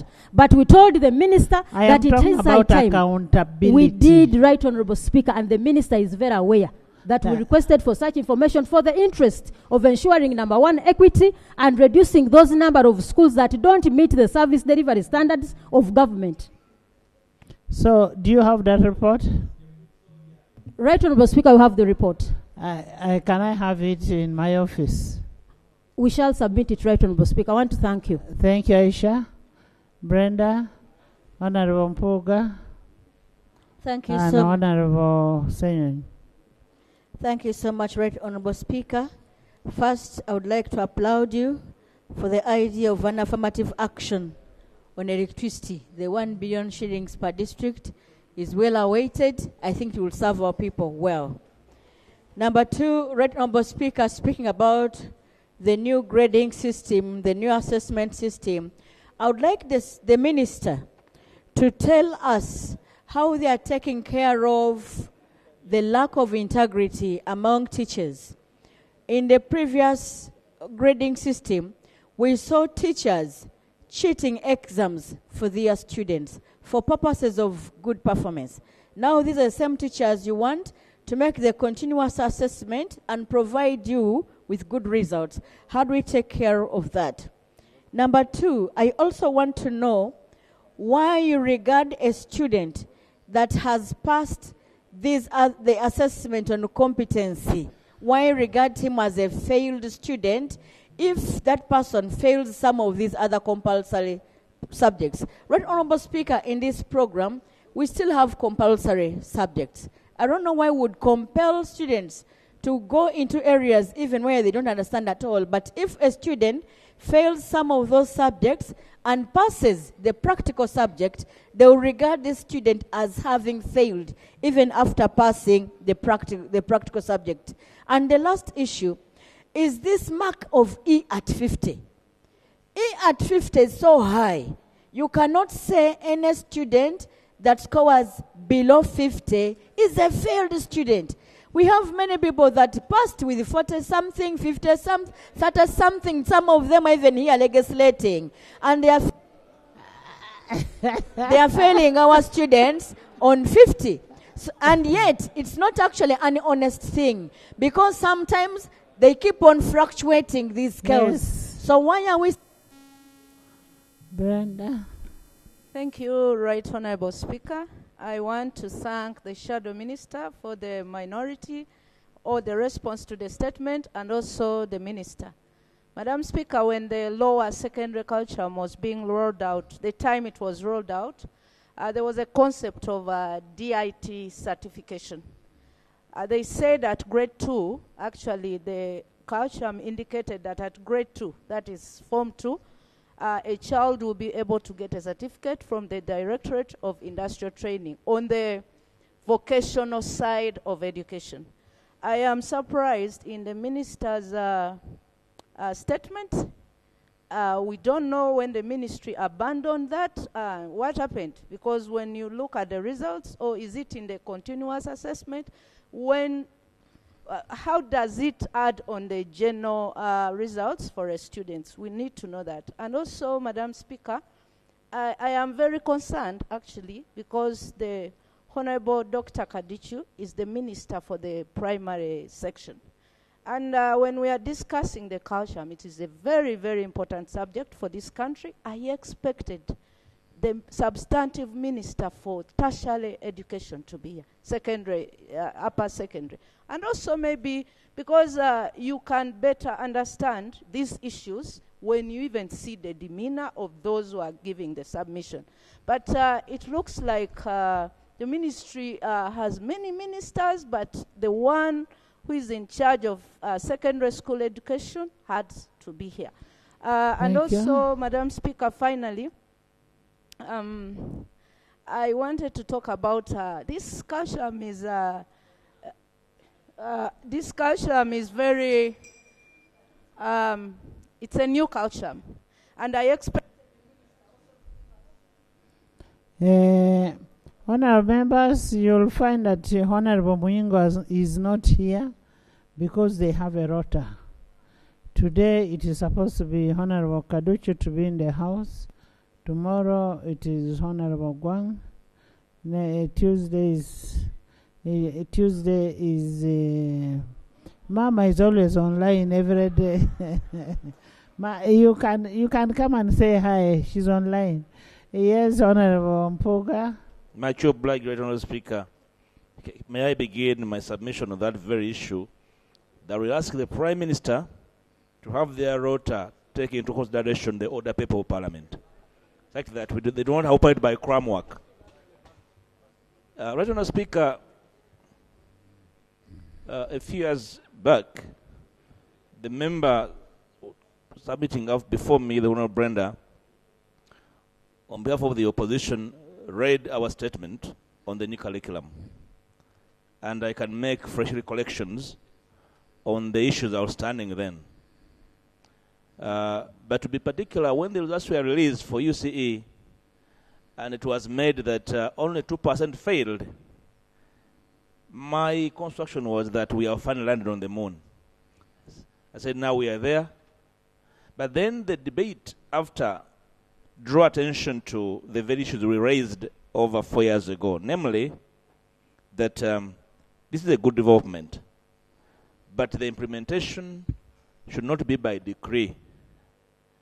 Education is so delicate, and I'm happy, right Honorable Speaker, you have afforded the House this whole time to discuss it, because it can make or break this nation. And the House should afford all the time to discussing it, right Honorable Speaker. Make no apology for affording Parliament this time to debate this sector. The Minister of Education needs to understand that we have been trying to get away from the old colonial curriculum that has kept us into some form of academic slavery. And therefore, a departure must as such be taken on progressively and with intention, which is why 4 years ago, some of us were for cascading the curriculum. Science is compulsory. Sciences are compulsory. But all schools have science teachers compulsorily. So what happens to the children without science teachers? And science is the basis for grading them. Secondly, we argued that because you don't have resources to have every subject en masse, can you begin orientation with a few teachers of a few subjects and then grow it across time? Now we know that we hurried a few actions. Because we can't roll back, and now, right Honorable Speaker, we are in the budget period. Will the Minister confirm that he has budgeted for the gaps, so that he can find money to compulsorily ensure that teachers in all schools, government, private, are properly oriented on the new curriculum? Secondly, the Minister should not run away from the challenge of the A-level curriculum. They have codenamed it abridged. So what are you abridging? Are you borrowing from the old confusion to the new mixture? And where are the materials? You do not produce materials, you have no money.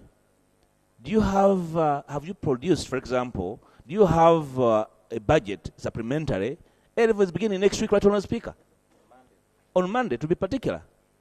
And there are no materials. There's no orientation of teachers.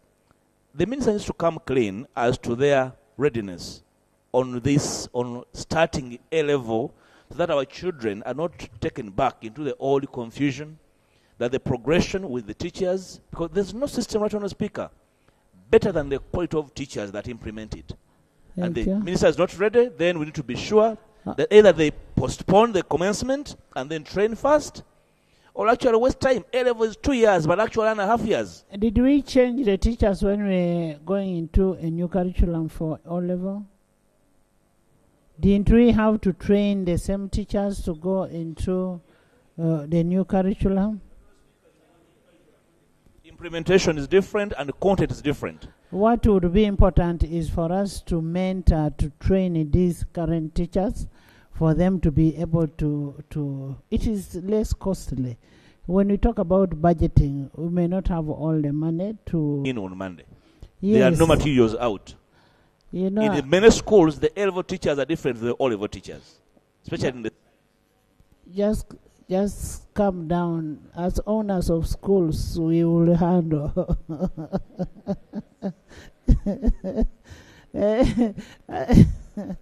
Cow?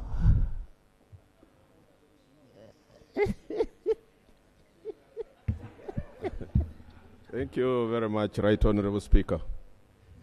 Madam Speaker, the competence-based curriculum was embraced and adopted in Uganda at the same time with Kenya, our neighbor.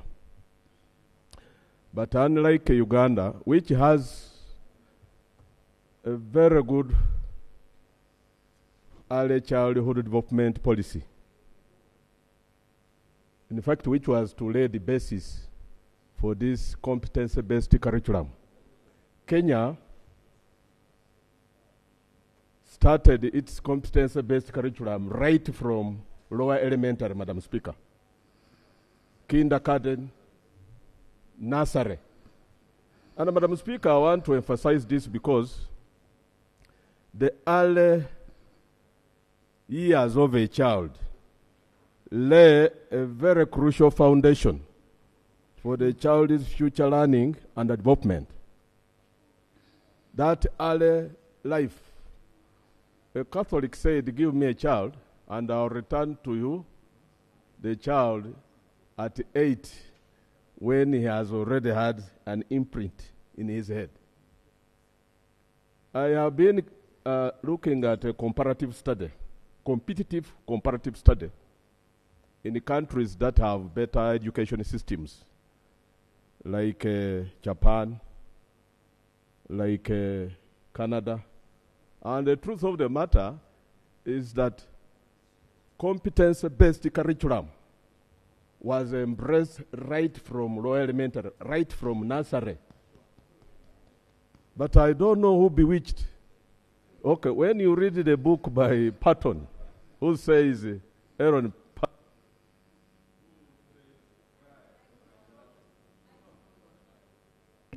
Cry, my beloved country, you are justified to quote what Paul wrote to the Galatians, that who could have bewitched us? That a very wonderful curriculum, which was meant to be skills-oriented, has to start somewhere in the space. We are grappling with the challenges, and I want to salute our minister of the Shadow Minister of Education. I will give you opportunity, my brother. I want to salute him. These challenges that the system is going to grapple with, and we are here splitting hairs on the grading system, when the real gist of the matter is that missing link, foundation. Even any engineer will tell you this who do architecture and structural designs. Will say a house will lay its strength or basis on a strong foundation. Short of that, you are building castles in the air.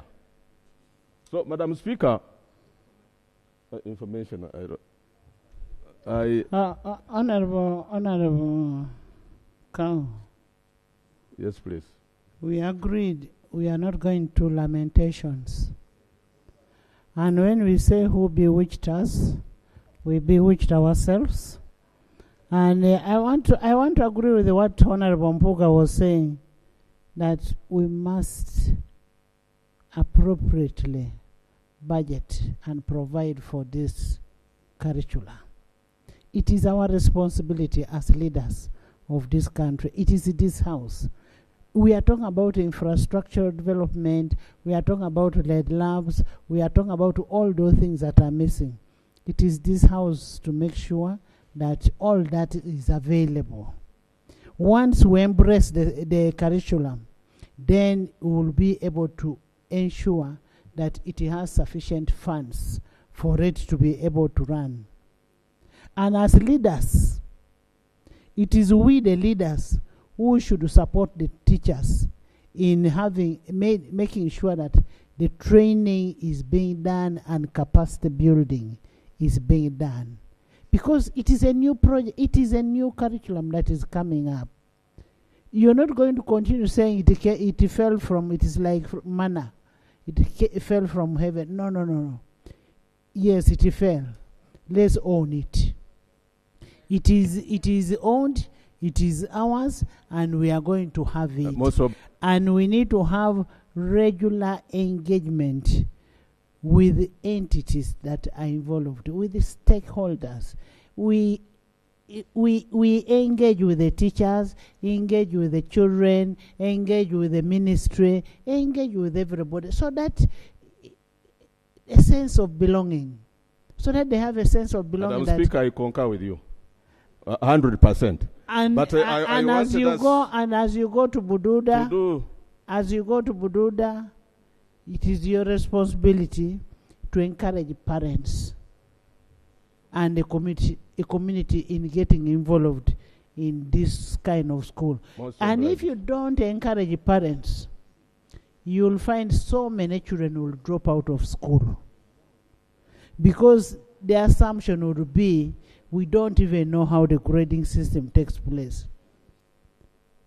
And it is still us, the parliament, that will do the oversight. So it is our thing. We must accept it, we must live with it, and we must grow it. Madam Speaker, we have to learn to live with it. And as I conclude, I was of the view, and I hold this view, Madam Speaker. And it does no harm that the ministry could commission a comparative study of some sort, compare and contrast. And even now, Madam Speaker, the pioneer students of Kenya are about to sit KCPE. That is their primary living exam. But if you were to look at the projects, because I have the opportunity that some of my own study from there, the so-called projects here, and you compare, or if you were to compare the product of that curriculum-based, curriculum competence-based of Kenya and the product of our senior 4, those ones are projects which are even evidently on ground, information allowed. And they are far ahead of us. Thank you for information. That's why we have opposition. Opposition should be able to see what is not going correct and come with alternative policies and advise government where there are gaps. And and you'll be doing your job. And nobody will blame you for that. So because you've seen there's a gap, you should be able to come out and go and see what is happening there, come and we make a correction. And we own this thing. I mean, if this is the future of our children. Future of our children. Yeah, information. I had just given me information, Madam Speaker, concerning education. Yeah. Yeah. Right, Honourable Speaker. They are given much information. To me, because I'm the one on the floor. Honourable Macho, now that he wears suits and is smart, we can take that information. Macho. He must oblige the law. Madam Speaker, you are always spot on. Madam Speaker, Mama, you are always spot on. Madam Speaker, Honorable Sewungu, I want to appreciate him today, once again, for this statement. The competence-based curriculum, to come, a dream come true, we should follow your words, Madam Speaker, that we should all own it. And on addition to that, Honorable, the presiding apostle, the chief whip of opposition, has given a reference of Kenya. Madam Speaker and my colleagues, true as a witness from the border of Busia, Kenya as a government started implementing competence-based curriculum beginning from early childhood. it has changed the setup of education on the border, that every morning we have more than 10 buses collecting our children, our pupils from Uganda, to take them to Kenya because of the quality of implementation. And yet, we were, the hub of education in the East Africa region. But however, Honorable Mpuga has summarized it all by saying that the most important thing is the facilitation. The fact in you lost this Honorable Mpuga, you really lost him. Because the words he has ushered here give us a solution. And Madam Speaker, I seek your protection from a foot soldier called Honorable Namuga. A foot soldier called Honorable Namuga. She's not giving me time to air out my views. To be done, Madam Speaker, this dream will come. Honorable Thank you, Madam.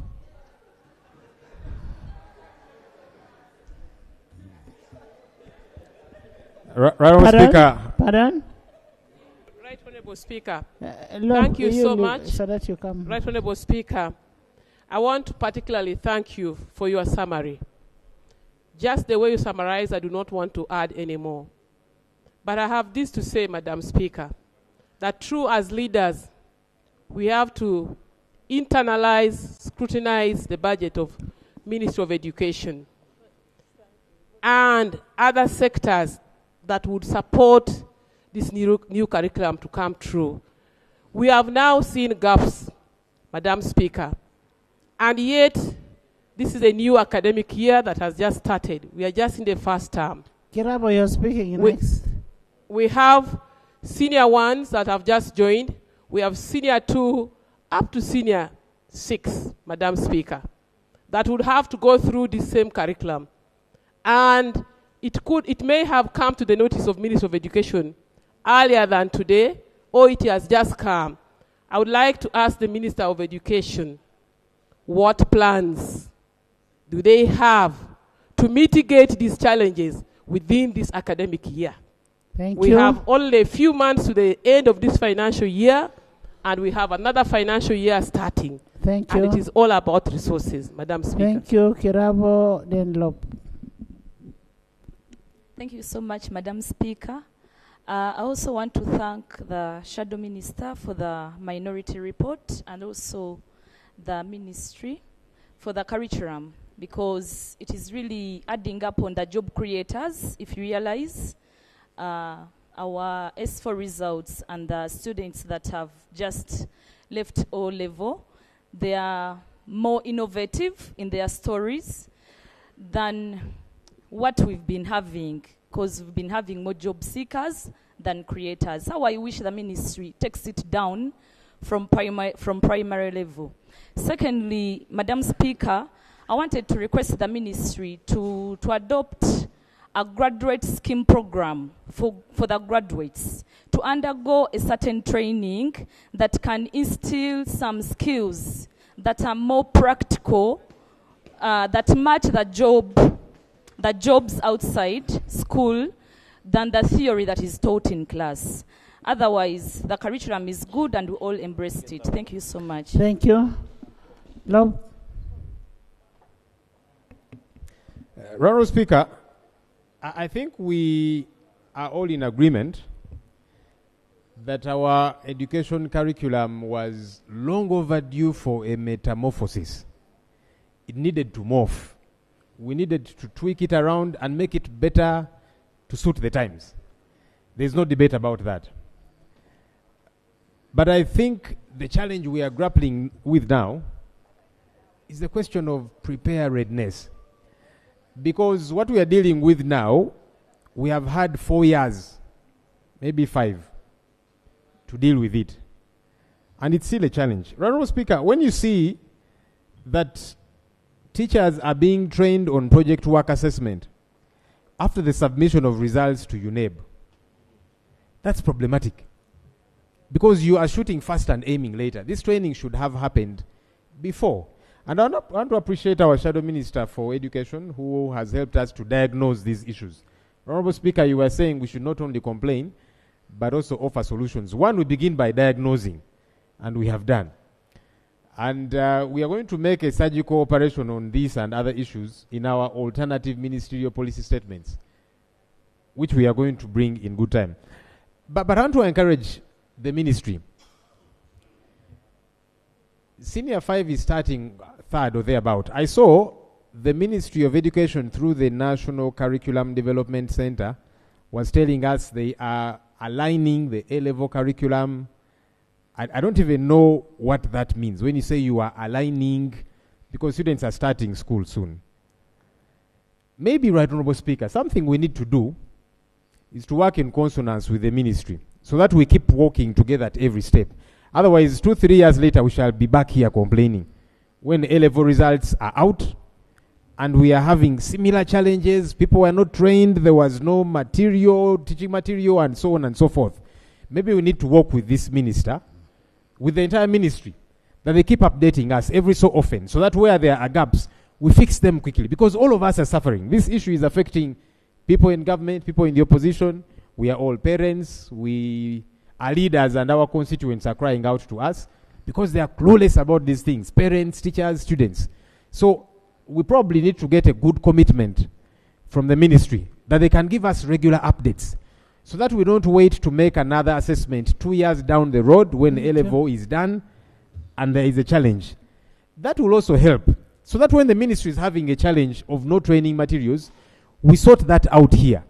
Because now we are blaming the ministry, saying you didn't prioritize the resources that were accorded to you. The ministry is on the other hand saying Parliament did not give us adequate resources. That's not something we should be dealing with 4 years later. That's why we need to get regular updates. Maybe, I don't know, biannually, perhaps we can agree on that, so that these can get to be remedied along the way. Honorable Speaker, students are stranded, especially those who have been told you failed. You got an E. Those who were told you passed highly and got an A, some schools are saying, even though you have A, we're not going to give you this combination in those A's you have gotten. And the child is saying, but I passed, I have A's. What does that mean? So the parent is complaining, the student is complaining, and there's absolute confusion. And the minister seems unhappy also, obviously, because we are lambasting her. Honorable Speaker, as I wrap up, let's get commitment from the ministry, the one who is representing the ministry now. Because you've told us there's going to be a schedule. She's present today. After a couple of days, Honorable Muyingo will be here. Not that there is going to be a schedule, there is a schedule. Oh, there is a schedule. So she's here, Honorable Muyingo will come. I'm told Mama will also be coming at some point. I'm glad there is a schedule. Mama is already there. We shall be waiting for her when the schedule is for her to be present. But now this is the one here. Let's get commitment from you that we begin to get regular updates so that we work on this together. Thank you, Honorable Minister. You've heard the concerns from all members, the challenges that are facing the new curriculum, and the new curriculum is very good. We should have started long time ago. And members are saying this is something that should have started from early childhood, like what one of the Kenyans said. A neighbor of Kenya is saying that we should have started from nursery and you grow with it until you reach university or whichever. But then there is also an issue, we need to facilitate it financially. As Parliament, we must appropriate money for it. And in appropriating money for it, that is where it says we should do a continuous review on the performance of it, continuous training of teachers, a TOT, continuous capacity building, continuous assessment of these teachers.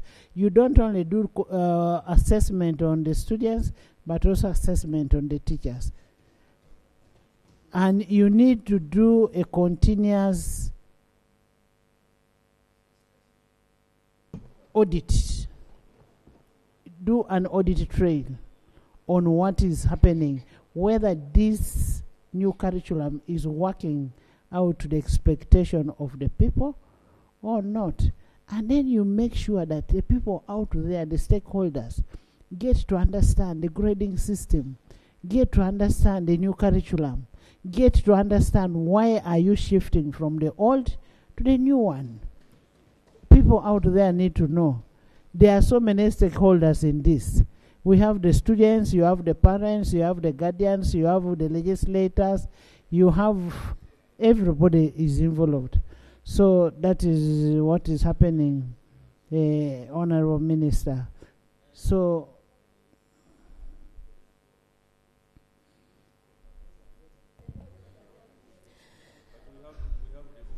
thank you so much, Right Honorable Speaker. Permit me to thank you in a special way, and really I want to appreciate all the colleagues, members of Parliament, and I want to thank my brother for the statement you have presented equally on the floor. Madam Speaker, I welcome all the constructive contributions from the members of Parliament. They are quite helpful because we are all stakeholders in education. It may not be my child, but it may be my brother. It may not be your child, but it is your relative. That is the reason why you all contributed with all your heart in sincerity to ensure that we nurture this new curriculum to become stronger for the desired children, the future, and the country we all want to see. And for that, once again, I thank you. Madam Speaker, I will not have much really to respond to all issues raised, but I've taken keen note and I've recorded all the contributions of the members, which is going to help us as a ministry to put into consideration. But permit me just to give 3 points.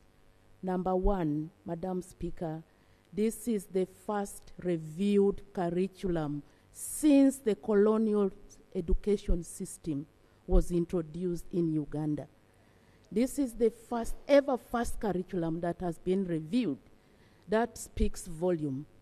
And the new curriculum, as you've rightly put, is student-centered curriculum, people-centered curriculum, in line with the economy and job market. And for that matter, indeed, the focus is on competence. The focus is on skilling. And we are avoiding that students are providing solutions to problems with innovation and creativity. Number two, Madam Speaker, on 20th of February 2020, the First Lady and the Minister of Education and Sports, she stood right here herself, presented this new curriculum to this House, including all the discussions we are making, especially the assessment. And this curriculum was approved by this House.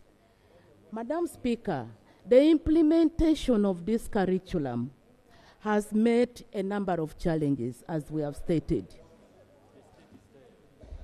Doctor, I told you to take note of people's concern.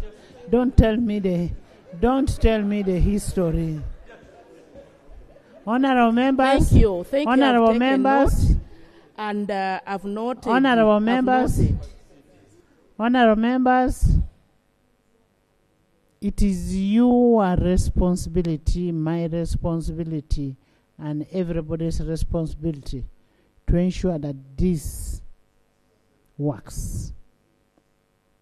And Honorable Minister, I am telling you, we want the curriculum to work. Okay? We want the curriculum to work, and we are all going to walk the talk to ensure that we achieve success in this curriculum. And we will not have a blame game on this curriculum, where you should be open, where there is a problem, be open and say, these are the issues that we need to resolve. And as they said, people need to be trained. Why don't you continue with the training? If you cannot continue with the training because you don't have money, come back to this House. Because once you have educated nation, and when you have people who are educated, then you have educated nation. The house is adjourned to 2 tomorrow.